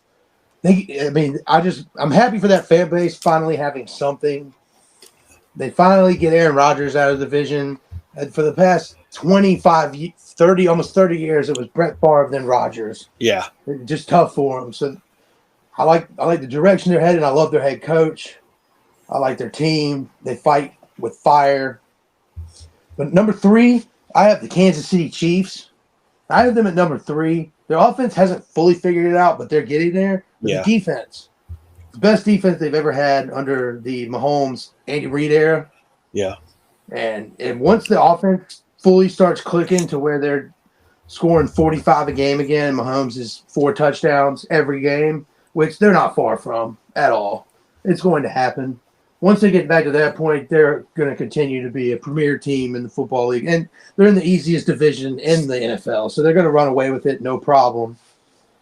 But at number 2, I have the Philadelphia Eagles. They're 5-0. They've, for the most part, played pretty well against everybody, but they haven't looked as well as they have last year. But they are undefeated at 5-0, so I have to keep them at number 2. But the most dominant team in the NFL, hands down, bar none. San Francisco 49ers. Yep. Out west. They are dominant. Offense, defense, special teams. They had 4 turnovers today on defense. Kittle had 3 catches, 3 touchdowns. He finally emerged as one of their offensive weapons. Like I said last week, once he starts doing stuff for them, they're going to be unstoppable. Yep. Any week, anybody can do anything. Ayuk, not to mention Christian McCaffrey, one of the best running backs in the NFL. But they're unstoppable.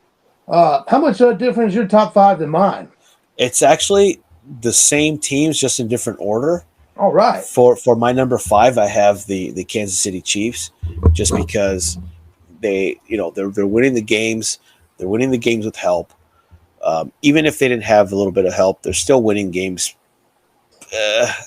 They're starting to pick up like the old Kansas City Chiefs were, where they're passing the ball. They're spreading the ball out, which is great. The run game, Pacheco's doing a great job running. So it's looking like the old Kansas City Chiefs team.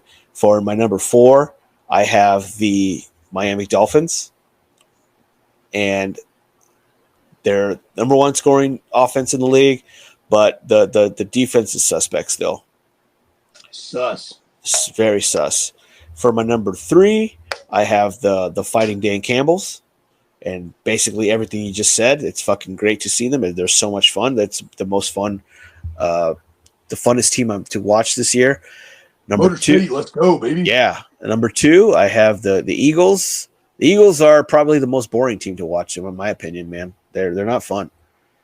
They're not fun to watch. And number one is, undisputed, fucking 5-0 San Francisco 49ers, because they're just so fucking dominant. It's ridiculous. They're, for the foreseeable future, going to be the reigning, defending, top number one team for me. Until, Yeah. I mean, even if they lose next week, at the end of the game, and Philly wins the same way they're winning, I'd still put the 49ers over. Yeah. Yeah. Just because it's the NFL. There's still parity in the NFL. It's still professionals versus professionals every Professionals versus professionals. Yeah, it isn't pros versus Joes, unless you play the Cowboys.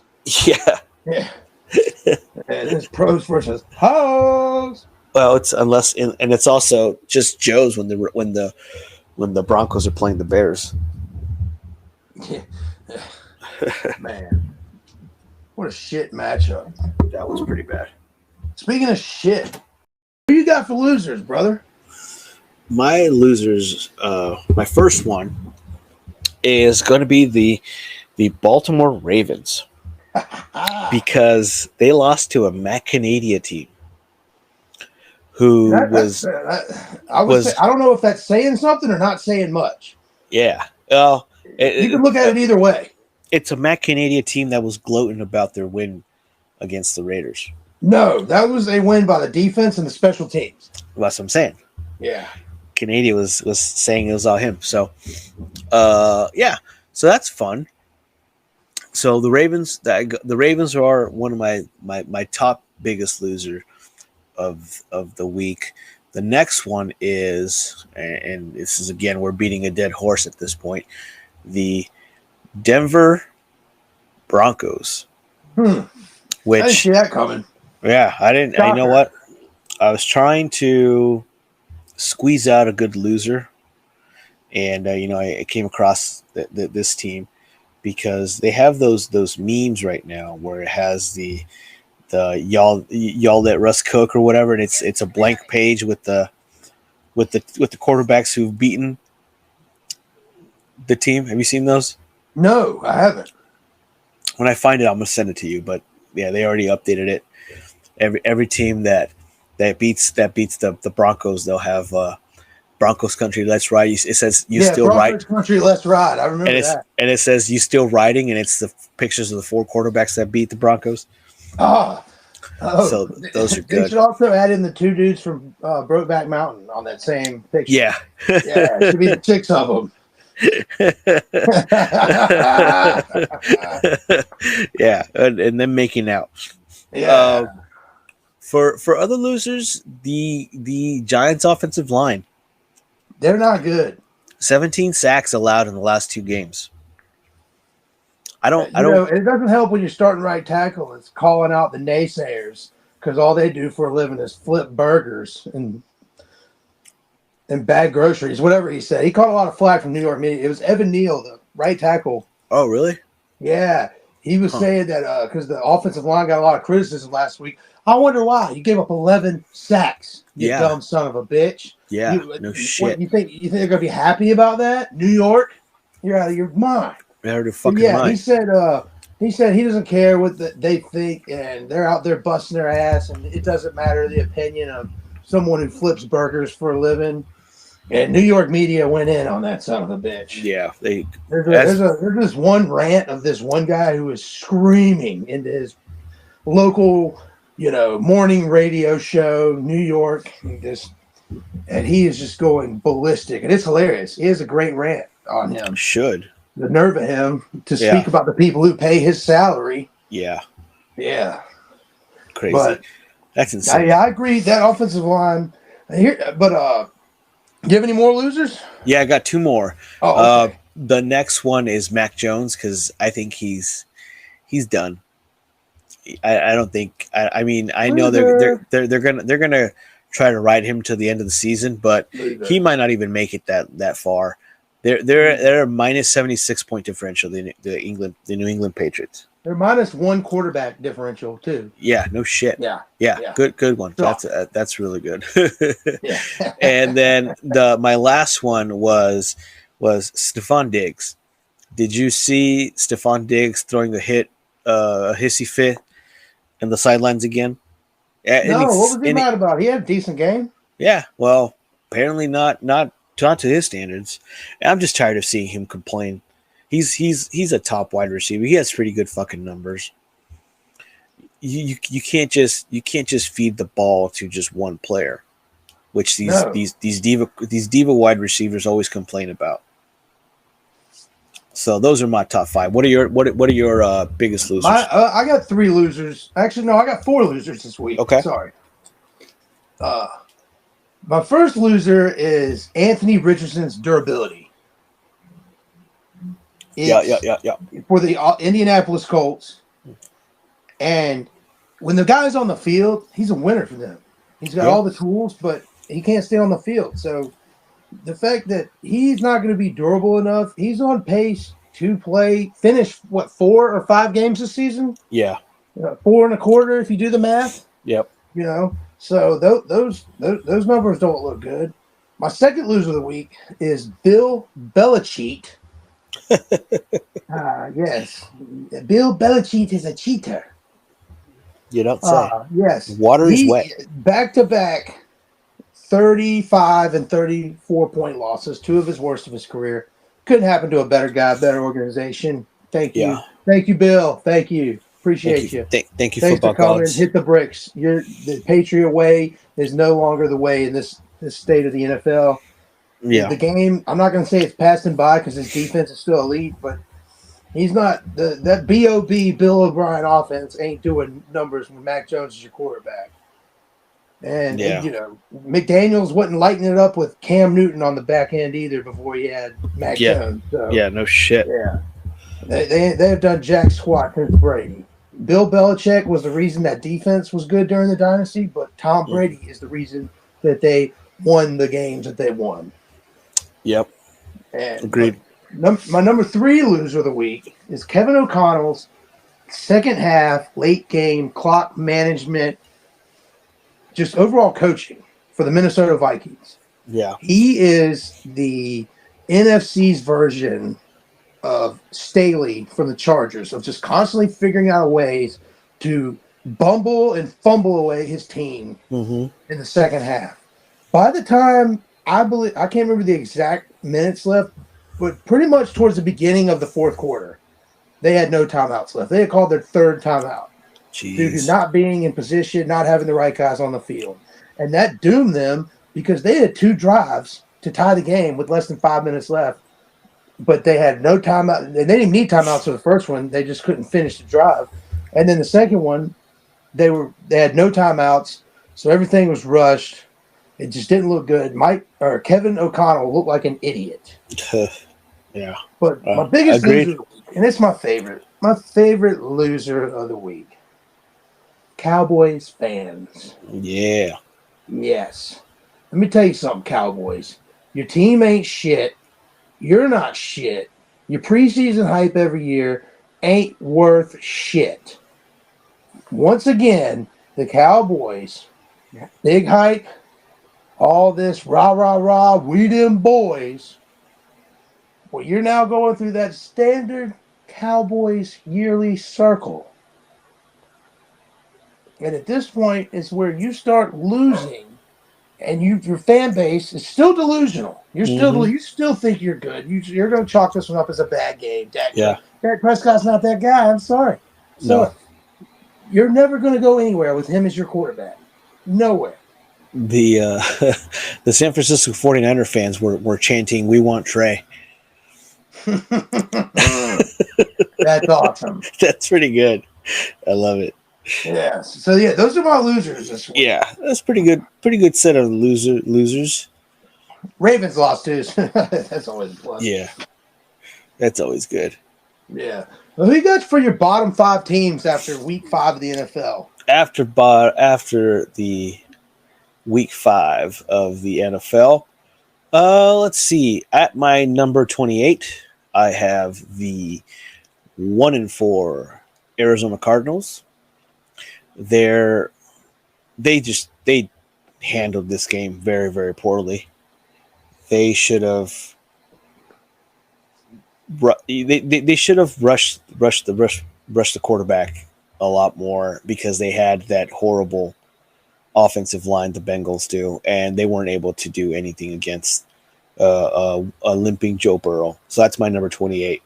My number 29, I have, and it's a little early still because we haven't seen them play yet this week, but I have the Las Vegas Raiders just because they're the Raiders and they're just a dysfunctional organization. It's special. Yeah, it's especially since you didn't take a stretch there. Yeah, especially I don't know if you saw the video of Mark Davis arguing with fans last week. Did you see that? Oh no, I did see some fans below him talking shit, but I never saw the part of the video where he's clapped back. Oh yeah, he's arguing back with them, and it's fucking hilarious. And as the owner, you're supposed to hold yourself higher than arguing with fucking fans, especially you Raider. Can't hold many things higher than that hairline, dude. Especially arguing against fucking Raider fans when they're just. I've never met her. I'm gonna be honest, and I'm gonna get some shit from my Raider fans. Raider fans. I've never met a Raider fan who fucking knows football. Tell me I'm wrong. That's hilarious. So yeah, fuck you, Raider fans. My number.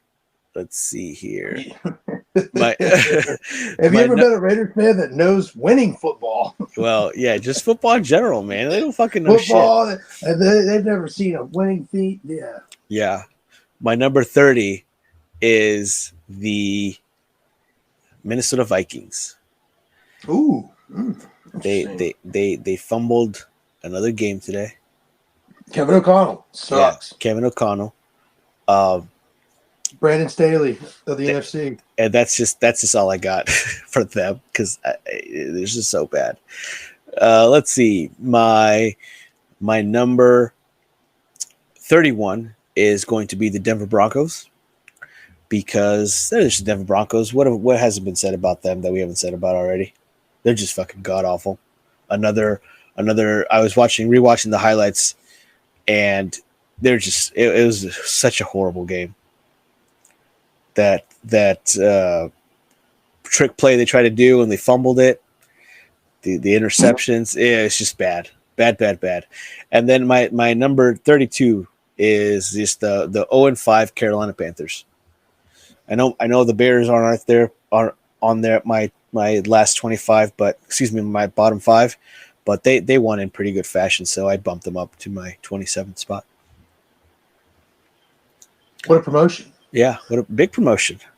Kudos to them. Organization again. The Bears are back, ladies and gentlemen. The Bears are back. Yes, and it's Bears are back. You heard it here, that dude Ben. Bears are back. The They're Bears. back. The biggest reason why I set them up, I had them leapfrog from my 31st spot last week, was because they won me my fantasy matchup this week.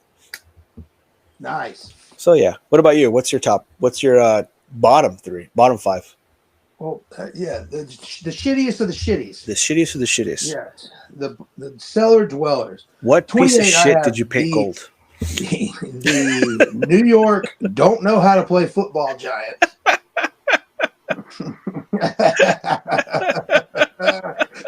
We don't need to say anything else. We've already said everything about this. That was good. Good.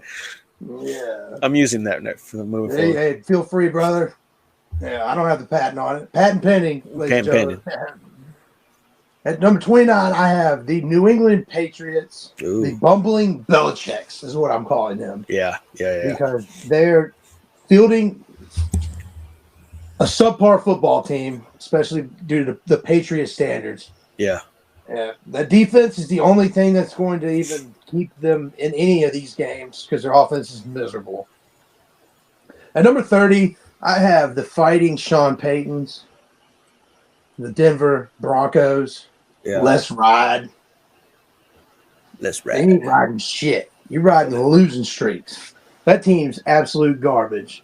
Sean Payton running his mouth in the offseason about how last year's team was one of the worst football teams in the history of the NFL. And then he comes out here and he says, hold my Bronco.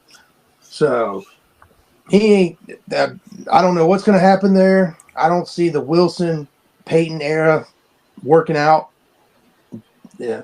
But at 31, I still kept the Chicago Bears in the bottom 5. Yes, They got a victory this past week. It was against Washington. Washington was a flash in the pan, started 2-0. We all knew it wasn't legit.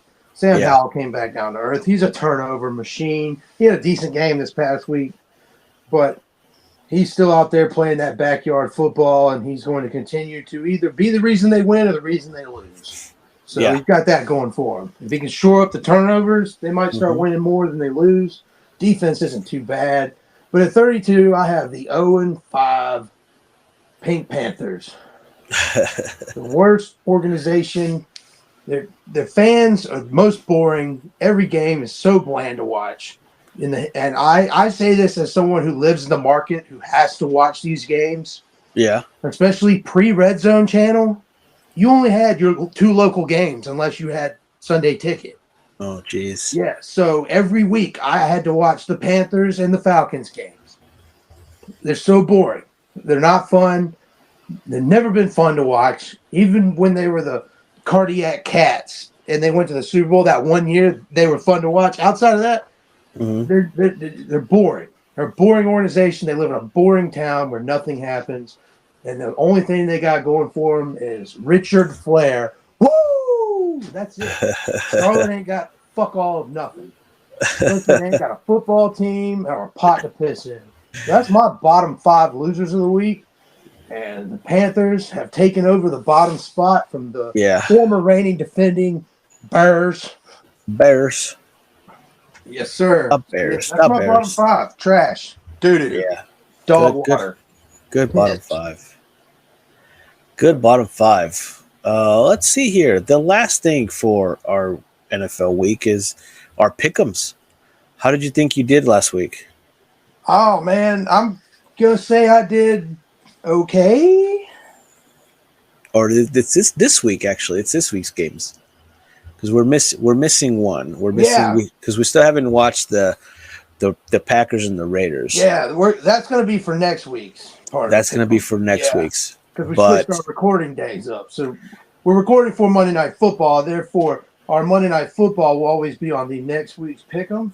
Yeah. So, but for the other 5 games, how did we do? We did. We only got. We both did 2 out of 5. Not good. We did not do good. No, and our winnings were Indianapolis and San Francisco. So we got to do a better job. I didn't think the Steelers had a snowball chance in hell, and I had them at a high confidence the Ravens were going to whoop that ass. Neither did I. Actually, no, wait. No, I'm looking at this wrong. You picked Philadelphia to win, so you have 3 of 5. Nice. Yeah. My bad. I'm looking at this. I'm the greatest of all time, folks. Greatest of all time. Yes. Yeah, right. Yes. Yeah, right. I wish that these picks correlated to my fantasy squad. Which is funny because if we base this, if the Packers win tonight or tomorrow, Monday, we will tie in confidence points. Lucky. That's for next week. That's for next week. Yeah. Let's see for this Thursday night football game. We have the Broncos at Chiefs. Chiefs are favored by 10.5. Let's ride. With the over-under at 51. Let's just ride to the London game on Sunday.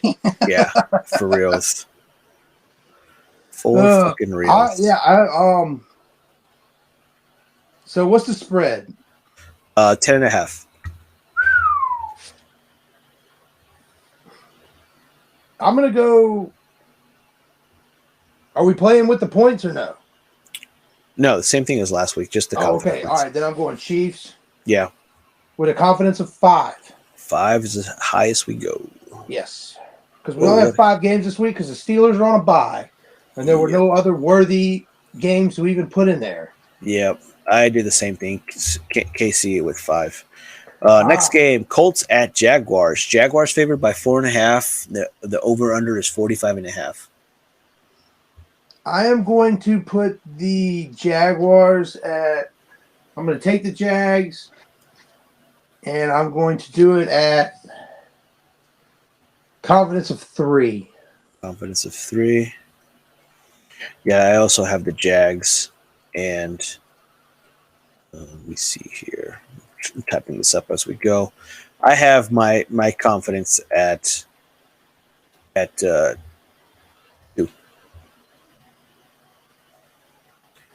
Next one, since the Steelers are on a bye, we have the Lions and Bucks.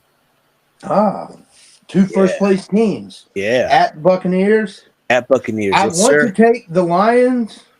Lions are favored by 3. Play well at home. And with all that being said, I'm going with the Fighting Dan Campbells, baby. We're riding this thing to the end. Fuck you, Buccaneers. Yeah, they're favored by 3, and the over/under is 45.5. Yeah, I'm gonna give that one a confidence of 1, though. 1. All right. Yes. Confidence of 1.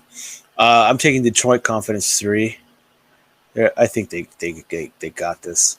Let's see here. The next one is Sunday Night Football. Giants. The New York doesn't play football Giants versus the Bills Mafia. Buffalo's favored by 14.5. Insane. Yeah, I'm gonna take the Bills. Huh? Damn. With a confidence of 4, thus making my Monday Night Football from last week a confidence of 2. Because it's now added to this week. Let's see here. Well, we still got the Cowboys and Chargers for Monday Night Football. Well, no, that'll be for next week's. Oh, I see what you mean. Yeah. I see what you mean. Let's see. Let me. I'll update the spreadsheet because last week. Let's see. Oh, we have. I think I took the Raiders and you took the Packers. No, you took the Packers. I took the Packers and you took the Raiders. Oh, I took the Packers too. Oh. Yeah, I have it written down right here. So okay, I'll get this updated. Well, what'd you take the Packers at? No, I'm gonna take the 49ers. Fuck the Packers. I'm just kidding. Yeah, I'll take the Packers at 2. At 2, all right. Yeah, because that would be. Gotcha. Yeah, which gives the Giants Bills. I have that as a 4. All right, cool. So that leaves me with the Packers with 2 confidence points or 1 confidence point. All right. Perfect. Yes. Anything can happen next week. We're not going to tie. Anything could happen.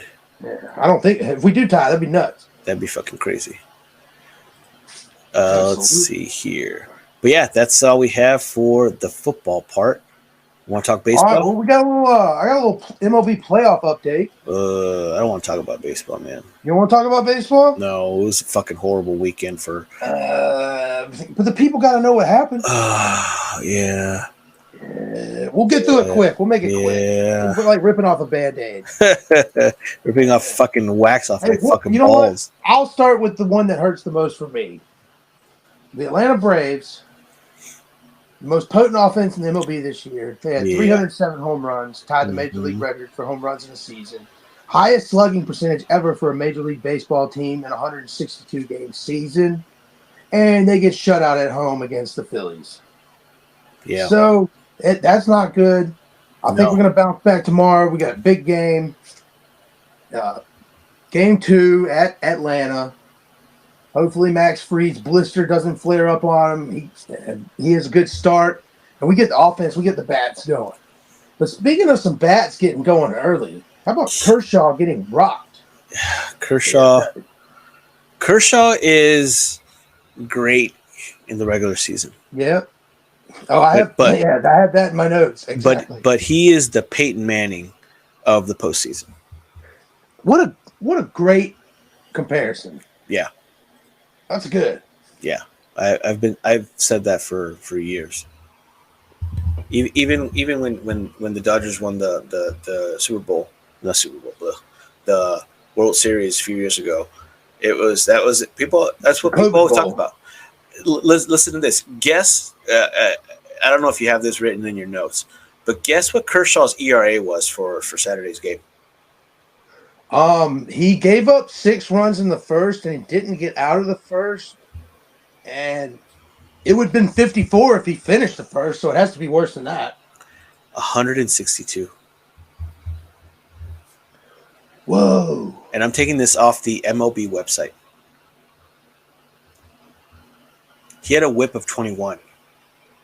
He got his ass whipped. He got a fucking ass handed to him. Yeah. It's ridiculous. And the one thing is, like, Kershaw should be starting the second game because of his age. Because he's still declining. You give someone else a chance in the playoffs for game one. Dude, I think they thought game one at home, Kershaw, he's the legend. He's the Rock Foundation, one of the longest tenured Dodgers, if not the longest. Yeah. On the team. Yeah. But we'll give him the nod game one. He'll go out there. Our offense is going to score 7 or 8 runs. We're not really worried about it. Guess what? That didn't happen. Yeah, exactly. Just like the Braves. Because I believe the Dodgers were the second best offense in the majors. Yeah. And between the two of them, scored 2 runs. We scored 2 between the Braves and the Dodgers. We scored 2 runs. Yeah, that's not good. And spoiler, it was the Dodgers that scored 2 runs. Yeah, Braves didn't score. Squat, donut, zilch, but squadooch. I will say this. I'm not a Diamondbacks fan. I hate the Diamondbacks. They, in my opinion, they are the most fun team to watch. Been saying that all season long. They are fun to watch, man. And they this new playoff system, it's like the NFL. You have your week 1 buys, and sometimes these wild card teams come up and take down these week 1 buys, and that's what happened here. The Diamondbacks are hot. Yeah, Braves Dodgers 5 days off while everyone else is sweeping. Yeah, and they're on cloud 9. Like no one had struggles. Everybody that won their wild card series, it was swept. Sweep. Yeah, swept. So it was just a dominant team morale through the roof for everyone who won those. Their offenses are all hot. Their pitching staff's feeling good. Yep. And then, here the Braves and Dodgers are just playing inter-squad games. There's only so much you can do with that. Yeah, exactly. But, on the other side of it in the American League, the Houston Astros lost to the Twins today. So, therefore, that series is now tied 1-1. The Houston Cheaters. The Houston Cheaters. Yeah, absolutely. But speaking of donuts, both of the 1 seeds are not looking good on each side because the Baltimore Orioles have lost 2 straight at home to the Rangers. Yeah. So they are in a talk about a curse. Yeah, it's sudden death for them. They're going to have to go win 2 in Texas just to get back to have another game in Baltimore. So, well, I was happy for the organization. They're another one of those cellar dwellers. Always like to see a good team. That's always, especially in a division I don't give 2 rats' asses about. Yeah, same.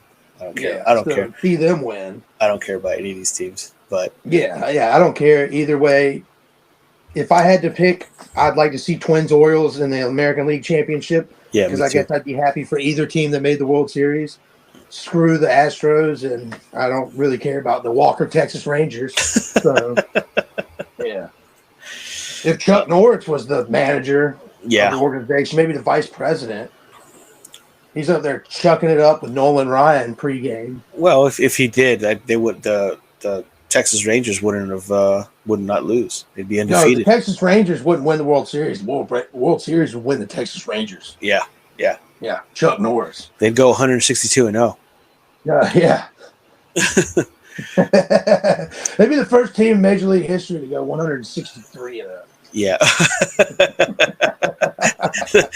if Chuck Norris, first team ever to win the World Series in a 1-game sweep. If Chuck Norris owned the Texas Rangers, the Texas Rangers would go 163-0 and win the Super Bowl. Yep, that Super Bowl. Yep, absolutely. Shit, it's so stupid, man. Oh my god! Absolutely. But But yeah, that's the MLB playoff update so yeah, far. we have We've got both game twos tomorrow for the National League side. So yeah, hopefully for our squads, we see a better offensive production from the other side. yeah. Bo Miller versus Zach Gallen. That's going to be a good matchup for the Dodgers and Diamondbacks. Is what's up with Walker Bueller? Walker Bueller, he is set to do Wednesday's game here in Arizona. Oh, okay. Here, yeah, All it's right. Wednesday's game because I'm thinking about going to that game, but tickets at the way top are $60, and that's at way top. And it's a Wednesday. I don't know. I might go. I might go to that game. So we'll see. Yeah. Hey, man, that'd be cool. Yeah, Walker Bueller. I'd love Walker to go to a Buehler. playoff baseball game. Playoff baseball atmosphere is incredible. Oh yeah, it is. It comes across way better on TV. Yep. Yeah, It's but fun. I love October baseball. It's one of the best times of year. oh yeah, You got the NFL heating up. You got October baseball. Right around the time you get to the American League Championship Series, the NBA starts kicking off. It's just a great time of the year. Yep. And for the Braves, and Phillies, we have Max Fried versus excuse me, versus Zach Wheeler. So that's going to be a good matchup too. Both these from the NLDS are going to be banger fucking pitching matches. Oh yeah, we'll see what happens. Yeah. Hopefully our teams can pull it out. Yeah, Tie hopefully. these series up for If not- both of our squads. Head on the road. If not, I'm not talking baseball anymore. I mean, Braves go down 2-0 to the Phillies going back to Philadelphia. That's going to be tough. Yeah. Same thing with That's the far same thing with tougher the than what Diamondbacks. the Orioles are facing going back to Texas Rangers. Texas Rangers going into this season still can barely fill that stadium, Yeah. even with a winning team. Let's say the Phillies and the Diamondbacks come out as winners. Who do you have from Phillies and Diamondbacks? Because they're both wild cards. At that point, if both those squads beat the Braves and the Dodgers, they're both coming in hot. That's a toss-up. Who knows? Yeah, I'd go with Philly because they're Yeah. the higher seed. Therefore, they would host the first two games. and yeah. have I was home just gonna field. say that. Yeah, strictly. That'd be the only reason Yep. I would pick them. Yep, I agree, 100%. Yeah, because that crowd is raucous. Yeah, I mean the Arizona crowd when they get the team full, the stadium full, it is a fucking party, man. Yeah, and Philadelphia, they are one of the toughest crowds to play. Oh yeah, They were oh yeah. raucous during that wild card series against the Marlins. Mm-hmm. So I can only imagine how they would be if the They beat the shit out game of the three Braves. Braves are down 2-0. Yeah, That's not the environment I want to be in. I hope it's 1-1. We'll see what happens. All right. So that was our MLB playoff update. We just gave our recap and predictions from week 5 and for week 6 of the NFL. Thank you for joining us on another episode of Sofa King Smarks Podcast. We'll be back in a couple days as we recap WWE SmackDown and Raw. But And you can Fastlane. follow us. What'd you say, bud? and Fastlane. And Fastlane. And we recap the Fastlane pay-per-view. Yeah. You can follow us at Sofa King Smarks on Facebook, Instagram, TikTok, and Twitter. And you can follow me at Chet Is Wrestling on all those same social media platforms. I'm Chet Von Chetsky. And at that dude, Ben, what you got to plug, buddy? I just got my Instagram because I still haven't done my Twitter yet, but it's at Hubencio, WHOBENCIO. Bencio. Hubencio. Yes, sir. Yeah. All right. Well, thank you for joining us. Please like, follow, and subscribe. And we'll see you next time. See ya.